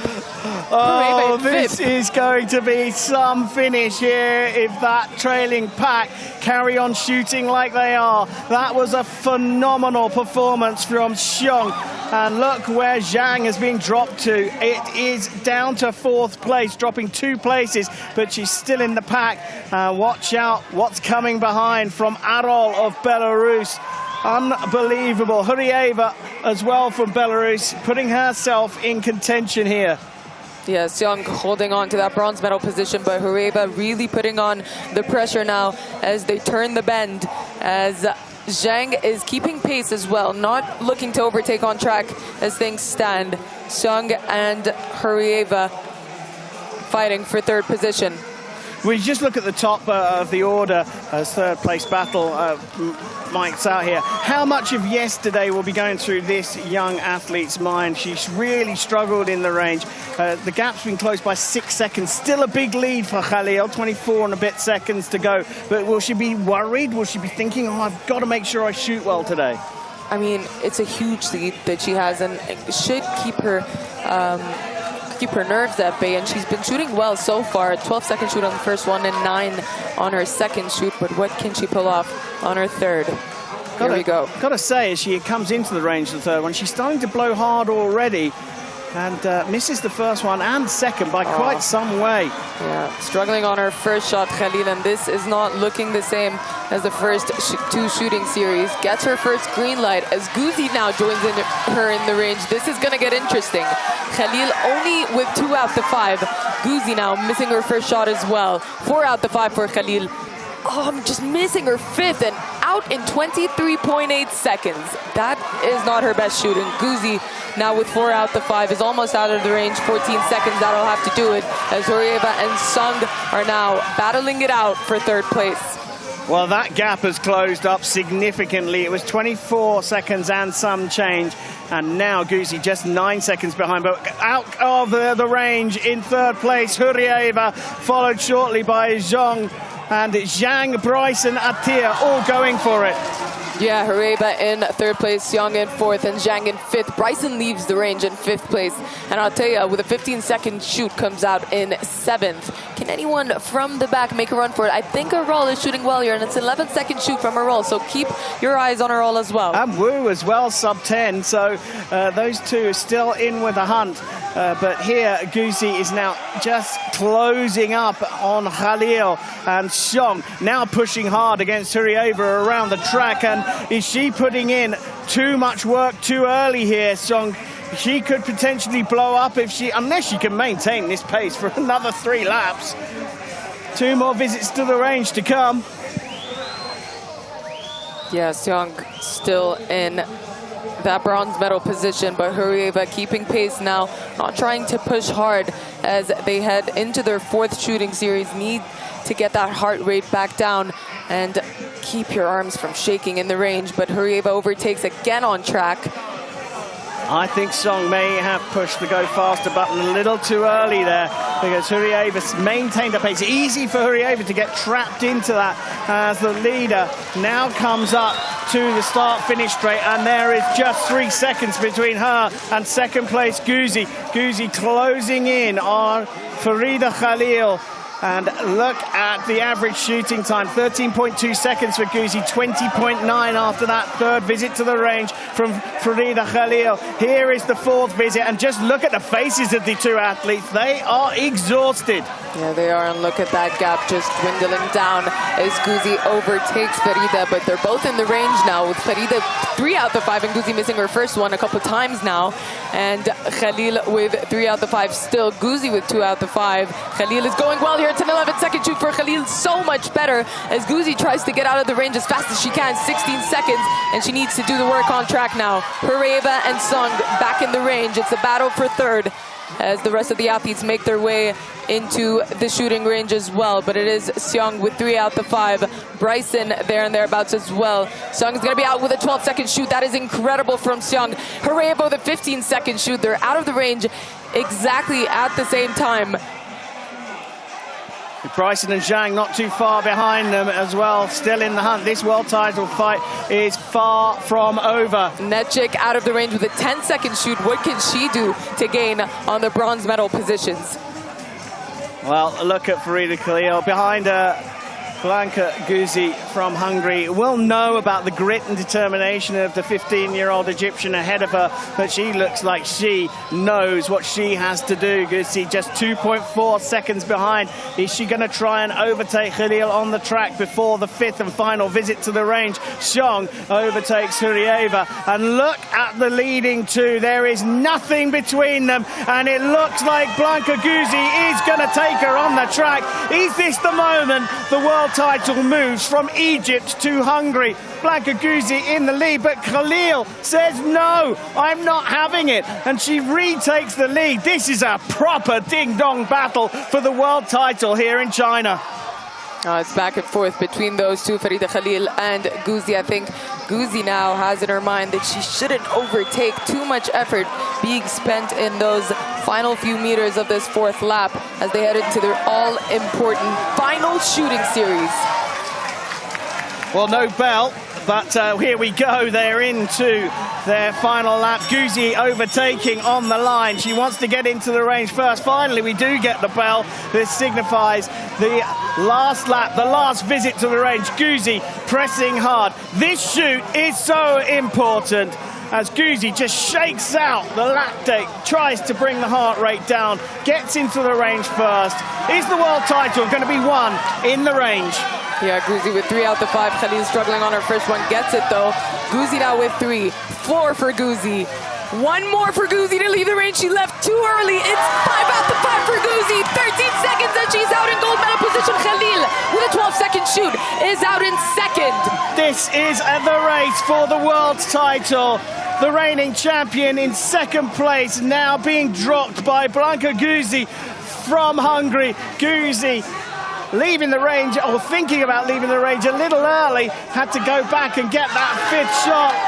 Bryson out of the range with 8 seconds, could be playing for that bronze medal position with Hurieva out of the shoot as well. Netchik with a 16-second shoot is out.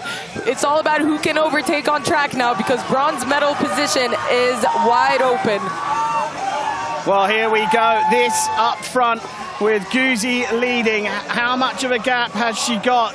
She's opened up the gap significantly. 8.4 seconds ahead. Guzzi has done this in the laser run. She is spent though. She has just a little ways to go. 2 big bends. And Guzzi will be the world champion. She's dropped Khalil. And Bryson has moved up into the bronze medal position. Oh, what a race. We knew this was going to be tricky. We knew this was going to be tight. But Guzzi has bided her time through the laser run and she's dropped the world champion from last year. Guzzi around the final bend into the home straight. Everyone is on their feet here as the athlete comes over the line for the win and the world title. Blanka Guzzi from Hungary, the champion of the world, running her heart out. Last year's world champion raises her fist after an injury-laden season. A silver medal after last year's gold. And what a run from Karenza Bryson of Great Britain to claim the 3rd spot on the podium, taking out Hurieva, Nedchik, Eradia, Zhang and Song being dropped all the way. Eradia crossing the line in 5th place, Nedchik in 6th, Ozyuksho just behind in 7th, followed by Zhang, and crossing the line next will be Whitaker in 9th place. And it looks like Harold just took out El Gindi for 10th and 11th position, and Anna Yurt crossing the line, overtaking Xiong on the final lap. And look how close this was in the end. Wu, Atia, 14th and 15th. 3 more athletes left out on the field.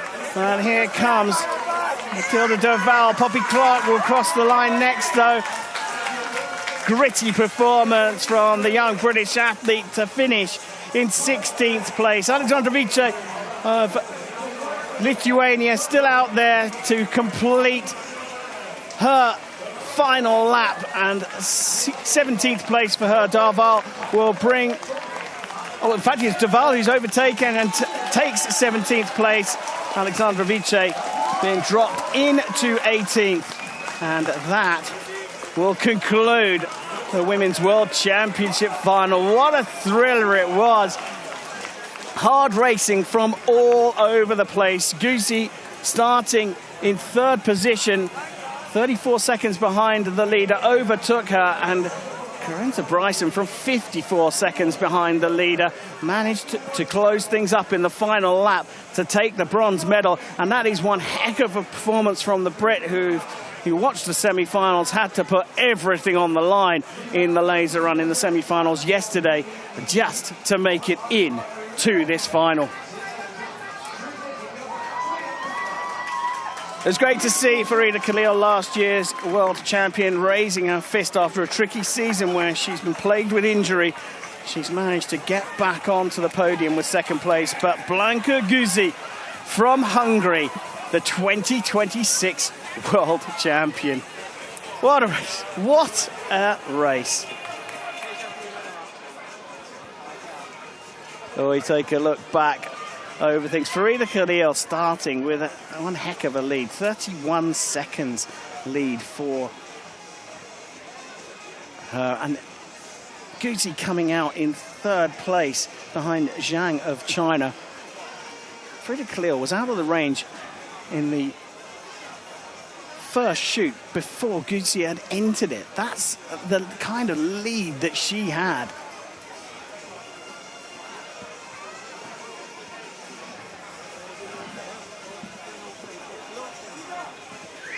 Still 25, nearly 25 seconds into the lead in the second shoot, but then from the third lap onwards, Guzi started to close the gap up and had it under 10 seconds by the time they came out of the range for the third time. Hurieva was challenging early on with the fantastic shoots. She was in a battle with Xiong early doors for that bronze medal position. The two of them having to run hard, and perhaps that's why they paid the price, missing out on the podium. There was a change at the front on the track as Guzi overtook Farida Khalil, but Blanka Guzi then got overtaken herself. And Khalil still felt that she had this chance, but you could see her breathing heavy. And in the end, well, that's where the two changed places twice in the space of a couple of meters. And then near stumble for the approach into the final lap and the final visit into the range. And the two of them were absolutely neck and neck. Guzi thought she'd hit the target for a fifth time, realised she hadn't, had to reset. That's not an easy thing to do. Gets the final fifth light, gets out of the range first, just ahead of Farida Khalil. And then this is where Bryson did it, coming out of the range on the fifth shoot to move up into the medal positions, taking a little look over her shoulder. She knew she had 550 meters to go for a place on the podium, but Guzi over the line for the world title here in China.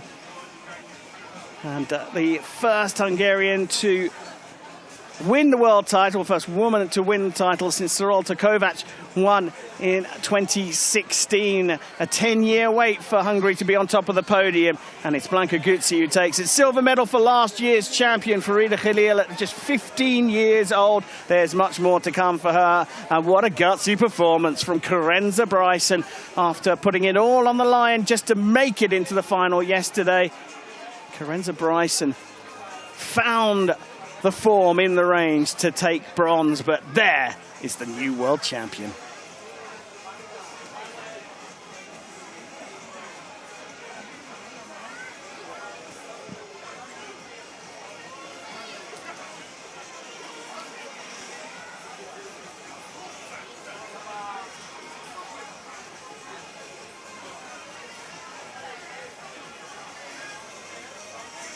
What a moment for Blanka Guzi. I'll let you into a little secret as well in just a second as we have confirmation of the results. Blanka Guzi of Hungary taking the world title here in 2026 at the Pentathlon World Championships in Guiyang from Farida Khalil of Egypt, who follows up last year's title with silver medal, and Carenza Bryson of Great Britain taking the bronze. And the rest of the field, well, it was an electric final all the way down the field. They were so close, so tight. Look at the points difference. Those equate to seconds in the end. Whitaker finishing in 7th, Attia 8th, Erdidia 9th. And down at the bottom of the field, we saw Alexandra Viche getting overtaken on the last lap by Mathilde Deval of France. Poppy Clark finishing in 16th place. What a race. Let's hear from the medalists down with Mariam Amma. Here's Carenza Bryson.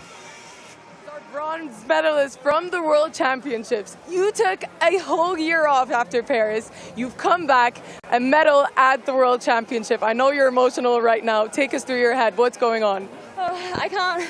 I've literally just crossed the line. I can't quite believe it. This whole day has been an absolute battle because yesterday I had to absolutely sprint to get the last qualifying spot to make it to even compete today. And I was lying in my bed this morning thinking I have nothing left.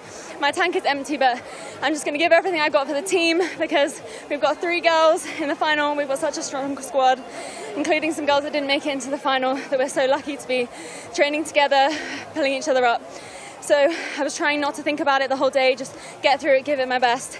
And I made it all the way to pretty much the last lap before I considered a medal. And I counted Blanca, and I counted and went, oh my God, I'm in third, just don't let her catch me. So I just can't quite believe it. This is my 2nd bronze medal now at Worlds. The last time I got a bronze medal at World Championships was in Bath, and that was an extremely special one. But this one means something different because I've been through such a battle and a journey to get here. It's been a hell of a ride, and starting a whole new sport has just been more challenging than I ever thought sport could be. It's thrown so much at me, and I've just had to overcome so much and be so resilient this year, more so than any year before Paris and becoming an Olympian. So I'm just so proud, I'm so happy, and yeah, just so much thanks to everyone back at home, my family and my friends, UK Sport and National Lottery, PentGB, and I know that my parents are watching this, but my dad can't even watch it live because he's so nerve-wracked, so he'll be finding out from my mom what happened and then watching it on replay. So yeah, I'm just so proud. Honestly, I love that you poured your heart out. I didn't even have to ask a second question. No, you're just a joy to watch. And the fact that you had to pick up OCR later than everyone else, and the fact that you're a doctor and you're working now and you're trying to balance the two. Congratulations. I won't take you away from the podium. Just a final word if you want to say anything to your friends and family back home. Just thank you to everyone who's made this possible. It has not been easy. I'm a very difficult case. I'm very unique with everything that I do. So thank you to everyone from the team I have at the hospital for allowing me to be flexible around my work, working as a doctor in Bath Hospital, and be flexible with my timetable and my training program. That has meant the world to me because I wouldn't be able to do this at all if it wasn't for them. And thank you to my parents, my fiance Toby, who's just been the most supportive person I could ever ask for. For PentGB and for all our amazing teammates. They are the best and we pull each other along every day. I'm so proud to be part of that team. I mean, enjoy this moment. No one deserves this more than you do. The bronze medal at the World Championships. Congratulations, Karenza. Thank you so much, Mariam. Magic. Karenza Bryson taking the bronze in Bath in 2023, bronze here in 2026 in Guiyang, China. And, wow. She said it all, didn't she? I mean, she made a nod to yesterday's all-out sprint in the laser run just to finish in 9th place and just to make it through into this final. And she was spent at the beginning of the day and she thought, well, I've just got to go for it. And after a tricky year, she was going around thanking everybody around her. I have to tell you that she's got an incredible sports psychologist in Dr. John Rhodes behind her, who will be part of the team that helped her find that resilience for this final. And that is a superb performance from Karenza Bryson of Great Britain. And she will look ahead now to her chances of qualifying for her 2nd Olympic Games in Los Angeles after competing in Paris in 2024. She finished 9th in Paris, and with this performance here, finishing in the bronze medal position, she might fancy her chances of an Olympic medal. Following in the footsteps of Katie French, who took the title a couple of Olympics ago. It's been a spectacular venue here in Lake Park, as it's known, in the forest city of Guiyang. And you can see just how tight and tricky that course was for the athletes, particularly in that middle section.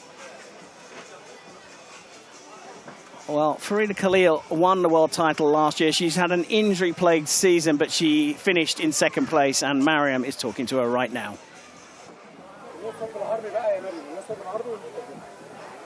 Farida, you came back to the World Championship as the defending champion after a very difficult year. You've been out for injury for a while, but you leave with a silver medal. How proud are you from this medal?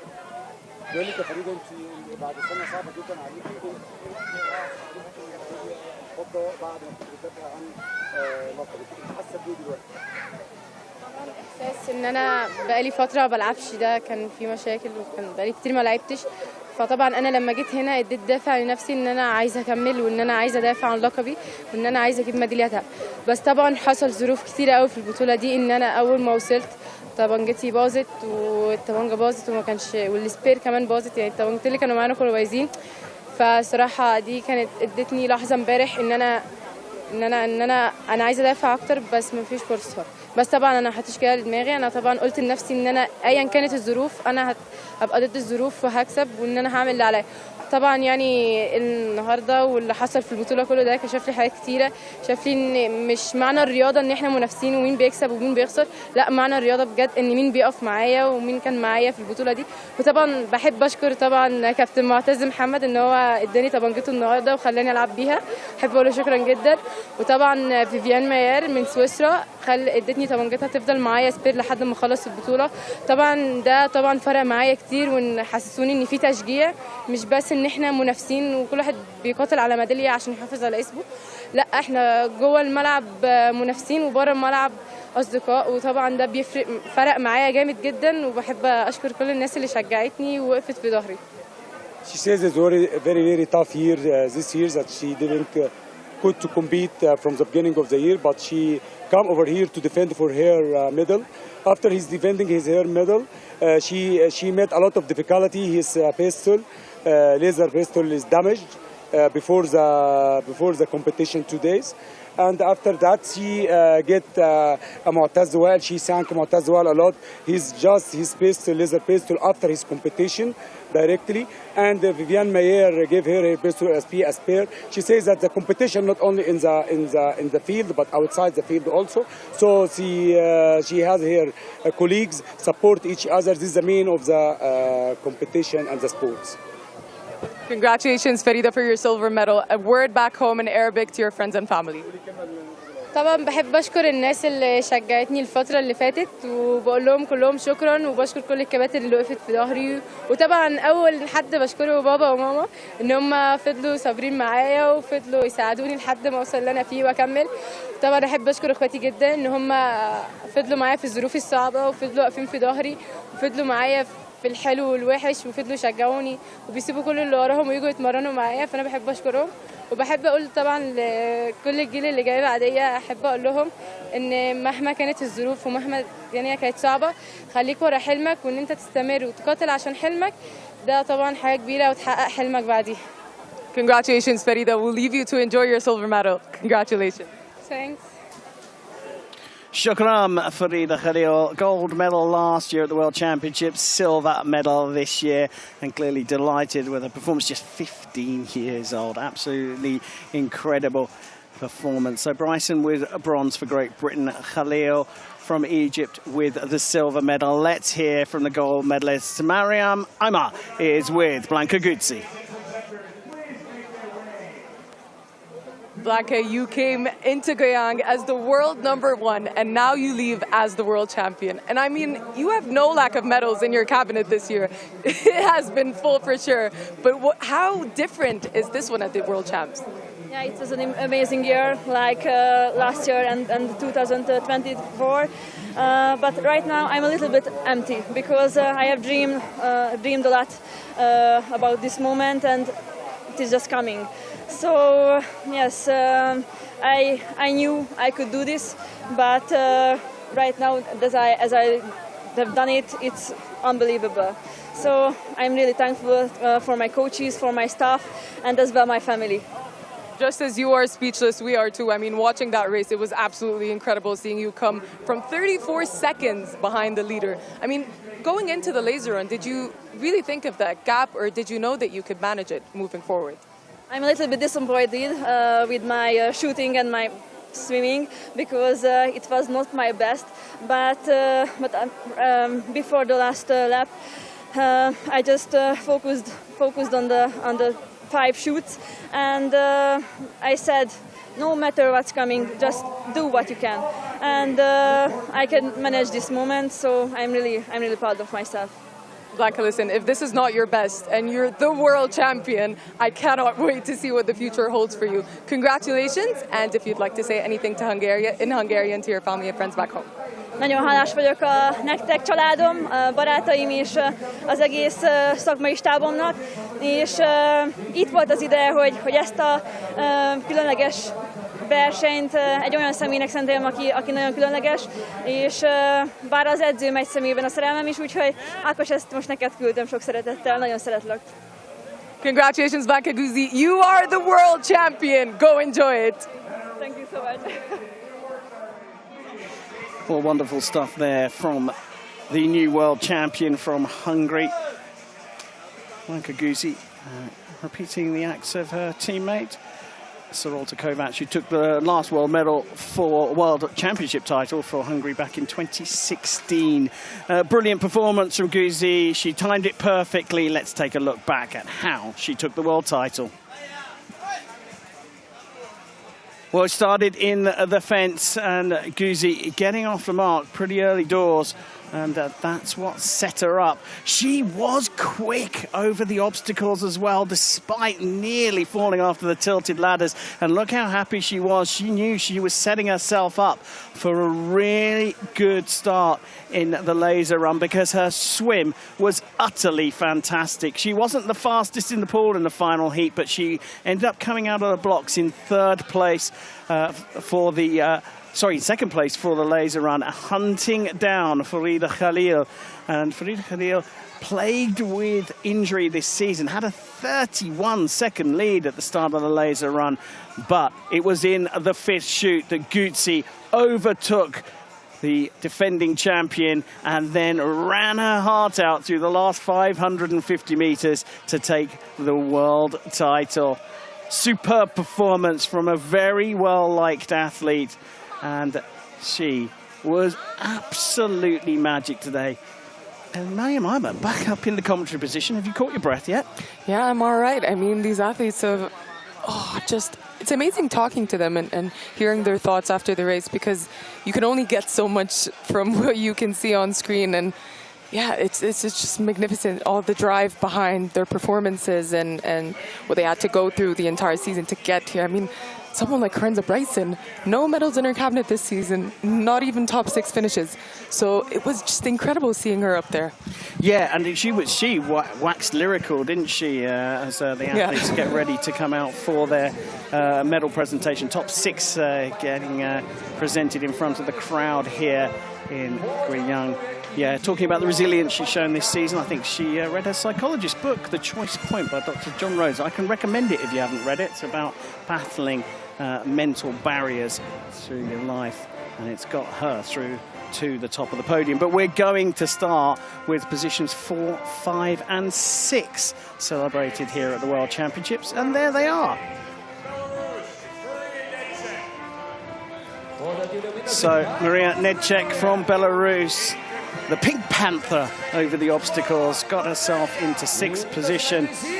Laura Heredia celebrating 5th place for Spain. And Violeta Hrieva, who at one point was in the bronze medal position, just pipped at the post in the end after a brilliant shoot from the bronze medalist.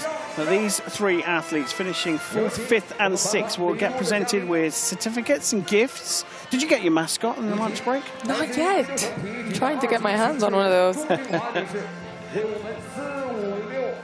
What a job they've done here, the local organising committee, presenting this a brilliant event with a superb mascot that appears in a sort of animated preview. The little monkey. The little monkey. It's quite nice to have that as a souvenir from this competition, and it's nice as well to have that honorable mention of 4th, 5th and 6th. Yeah. Just made it off the podium, but was very much within reach. Yeah, it was really tight, wasn't it, across the line after the top 3 came through. Here they are, starting with Karenza Bryson, her 2nd World Championship bronze medal, having taken bronze in 2023 on home turf in Bath in the UK. She's now on the podium for the second time. A second bronze medal for Great Britain's Lorenza Bryson. I wonder if Mum and Dad are watching the medal ceremony. She said that they're too nervous to watch the races live. I know her dad is very nervous to watch her live, but now this is the portion of the live where he'll be happy to watch and relaxed, knowing that she came home in bronze. Lorenza Bryson, what a performance. You can watch now, Mr. and Mrs. Bryson. At ease. She's done it.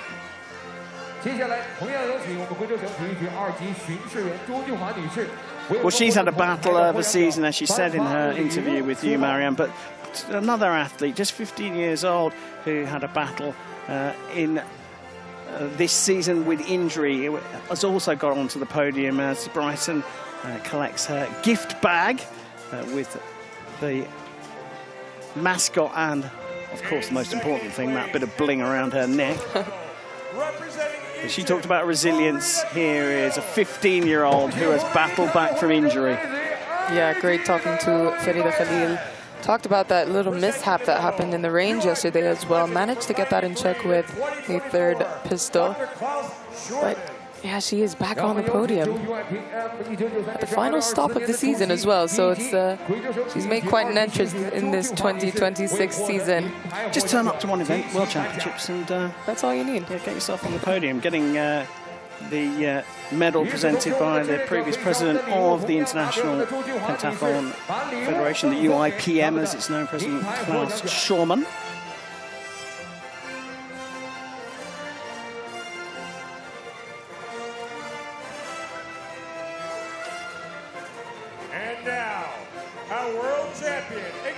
Silver medal then to Egypt's Farida Khalil, but here is the 2026 Pentathlon world champion. Hungary have had to wait 10 years to see a woman climb back on top of the podium after Sorolta Kovac did it in 2016. Blanka Guzzi has done it in 2026, and she timed that laser run perfectly as the current president, Rob Stahl, out there to be part of the presentation party, but the timing of the laser run, doing it on that fifth shoot and then legging it around the last 550 meters. Yeah, very experienced in how she manages that race as they hand her the huge suitcase. But yeah, Guzzi Blanka, I mean, she hasn't been off the podium this season except for World Cup finals, and then to not only be on the podium, but to win the World Championship and become the World Champion of 2026 is just marvelous. And we get to celebrate with the Hungarian national anthem.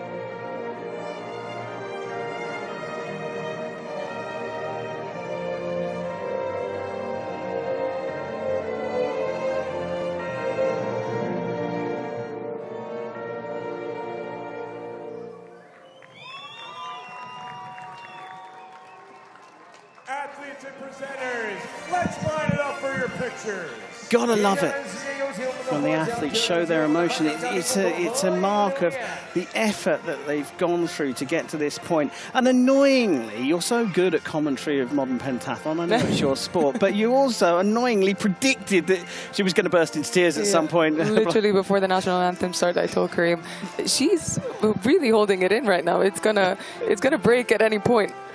Top of the pile, world champion Blanca Guzzi, Farida Khalil, following up last year's world title with a silver medal, and Karenza Bryson back on the podium at the World Championships after taking bronze in 2023. She's the bronze medalist here in 2026. And it is good to see all 6 of those top 6 athletes, especially in a field that was so tightly packed in the end, with Violeta Hurieva finishing 4th, Laura Heredia finishing 5th, and Maria Nedchik finishing in 6th place.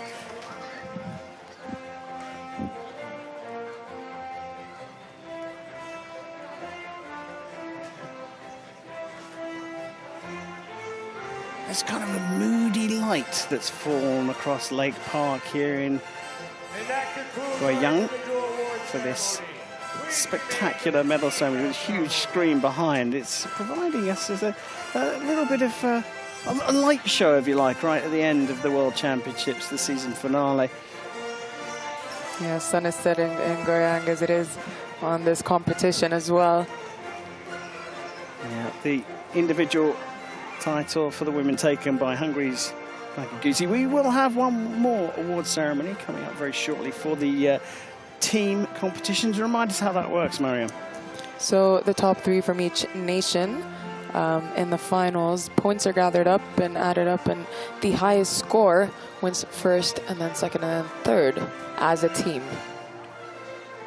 So a moment to celebrate for athletes that perhaps individually didn't make the podium.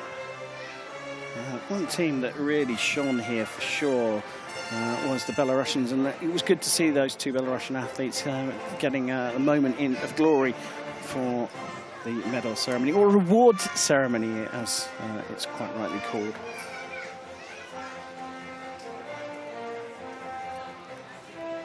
So as you can see, the team award ceremony coming up. I can see one team ready to go, lined up, ready to go, and as the light show continues to flash through the commentary position, reminding the 2 commentators, hopefully we can get our eyesight back to see what we're about to talk about. I've got my sunglasses here, I'm going to put those on, I think. The athletes for the teams now lined up behind the pool, which is just off to the right-hand side. Mariam, season of a serious advance for all the athletes on the obstacle course. A fantastic evolution in the sport since the Paris Games, replacing the equestrian discipline. The improvement from the athletes from last year to this year is dramatic. We're talking about taking 8 to 10 seconds off their best times last year. Yeah, I think today was, this year was the year to play catch up, and then next year it's all about qualifications. So you really need to get everything right and mastered for next year's qualification. Qualification, of course, for the Los Angeles 2028 Olympic Games. Well, looks like we're ready to go with the team medal presentation here in Guiyang. It's interesting to see that the #1 team did not get any individual medal, which is, it just goes to show just how strong the Belarusian team is in Anastasia Rol, Nedchik, and Violeta Hurieva. But first out with the bronze medal, it's Great Britain.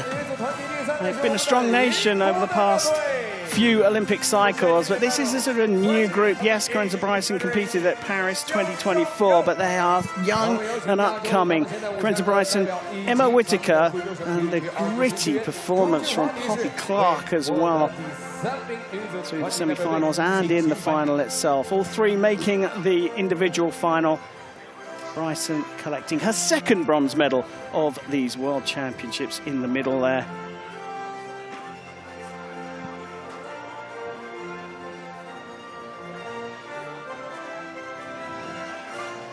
I tell you what, the mascot's enough motivation for me to compete for a team medal. you think one of your teammates will perhaps lend you it, share it with you? I don't think so. maybe Farida Khalil. She's going to have 2. Maybe for like 5 minutes. Well, here is Team Egypt with the silver medal. Individual silver medalist Farida Khalil with the biggest smile of the lot, out there in the middle, collecting her second with the team. Ghana Elginde and Jana Atia, who have impressed in different ways so far. The Egyptian Sports News Network talking about the performance of Ghana Elginde in the semi-finals yesterday, doing the impossible, as they called it, coming from the back of the field to qualify for this final. And Jana Atia put herself in with a chance of an individual medal here, just fell away a little bit in the laser run, but doing enough as a trio to take the team silver medal. Yeah, fantastic stuff from all 3 young Egyptians with bright futures ahead of them. Ghana Elginde surprised us again with an insanely fast laser run, and so did Jana Atia. So, Great Britain with bronze, Egypt with the silver, but here's the trio from Belarus who have impressed here at these World Championships, particularly in the laser run for the 2 on the outside, but the newly nicknamed Pink Panther in the middle there, going so well over the obstacles. That's Maria Nedchik. Violeta Hryeva, very close to an individual bronze medal, just pipped at the post in the end. And the 3rd member of that team, Anastasia Arol, also great in the range. And this is a young team. They are going to threaten and challenge the podium in years to come, perhaps as soon as Los Angeles 2028, as Rob Krul, the president of the International Federation, presents them with their World Championship gold medals. Yeah, for sure, incredible performances from the Belarusians, and it's a bad omen for the rest of the field. Those 3 on top, incredible laser runners and very consistent athletes. So watch out for them in the 2027 Olympic qualification year. You can't wait, can you? I can't wait. I can't believe 2026 is already over. I know. That's the world title, the season finale, done here as we celebrate with the Belarusian national anthem.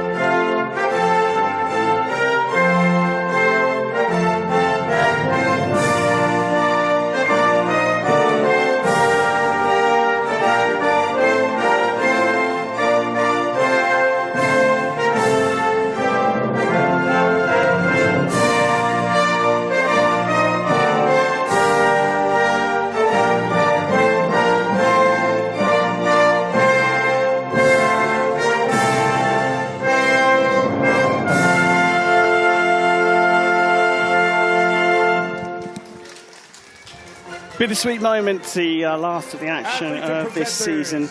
The team medals presented to the women's pentathletes. Great Britain with the bronze medal, Egypt with silver, and Belarus taking the gold medal in the team competition.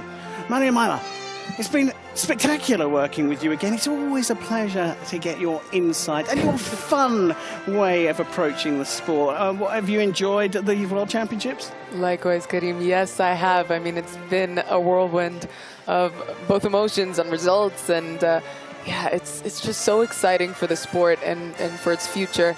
And I know you're picking up the World Champs of OCR next week. Oh yes, that's to come, isn't it? We head to Beijing straight here from Guiyang, up a little bit further north in China. But look, Mariam, absolutely superb to have you here.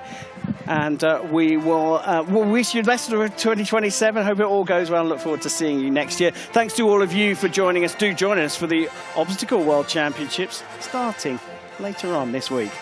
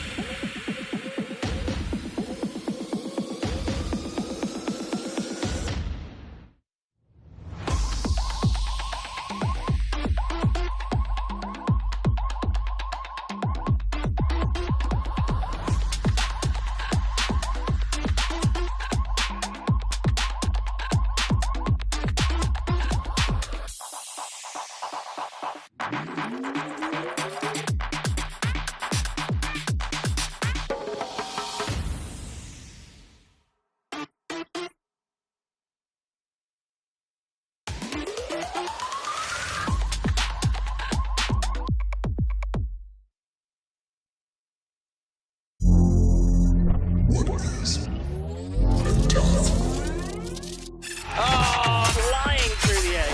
Wow, that is unbelievable. Well, she did 3 moves once again. Makes it look easy. Unbelievable talent.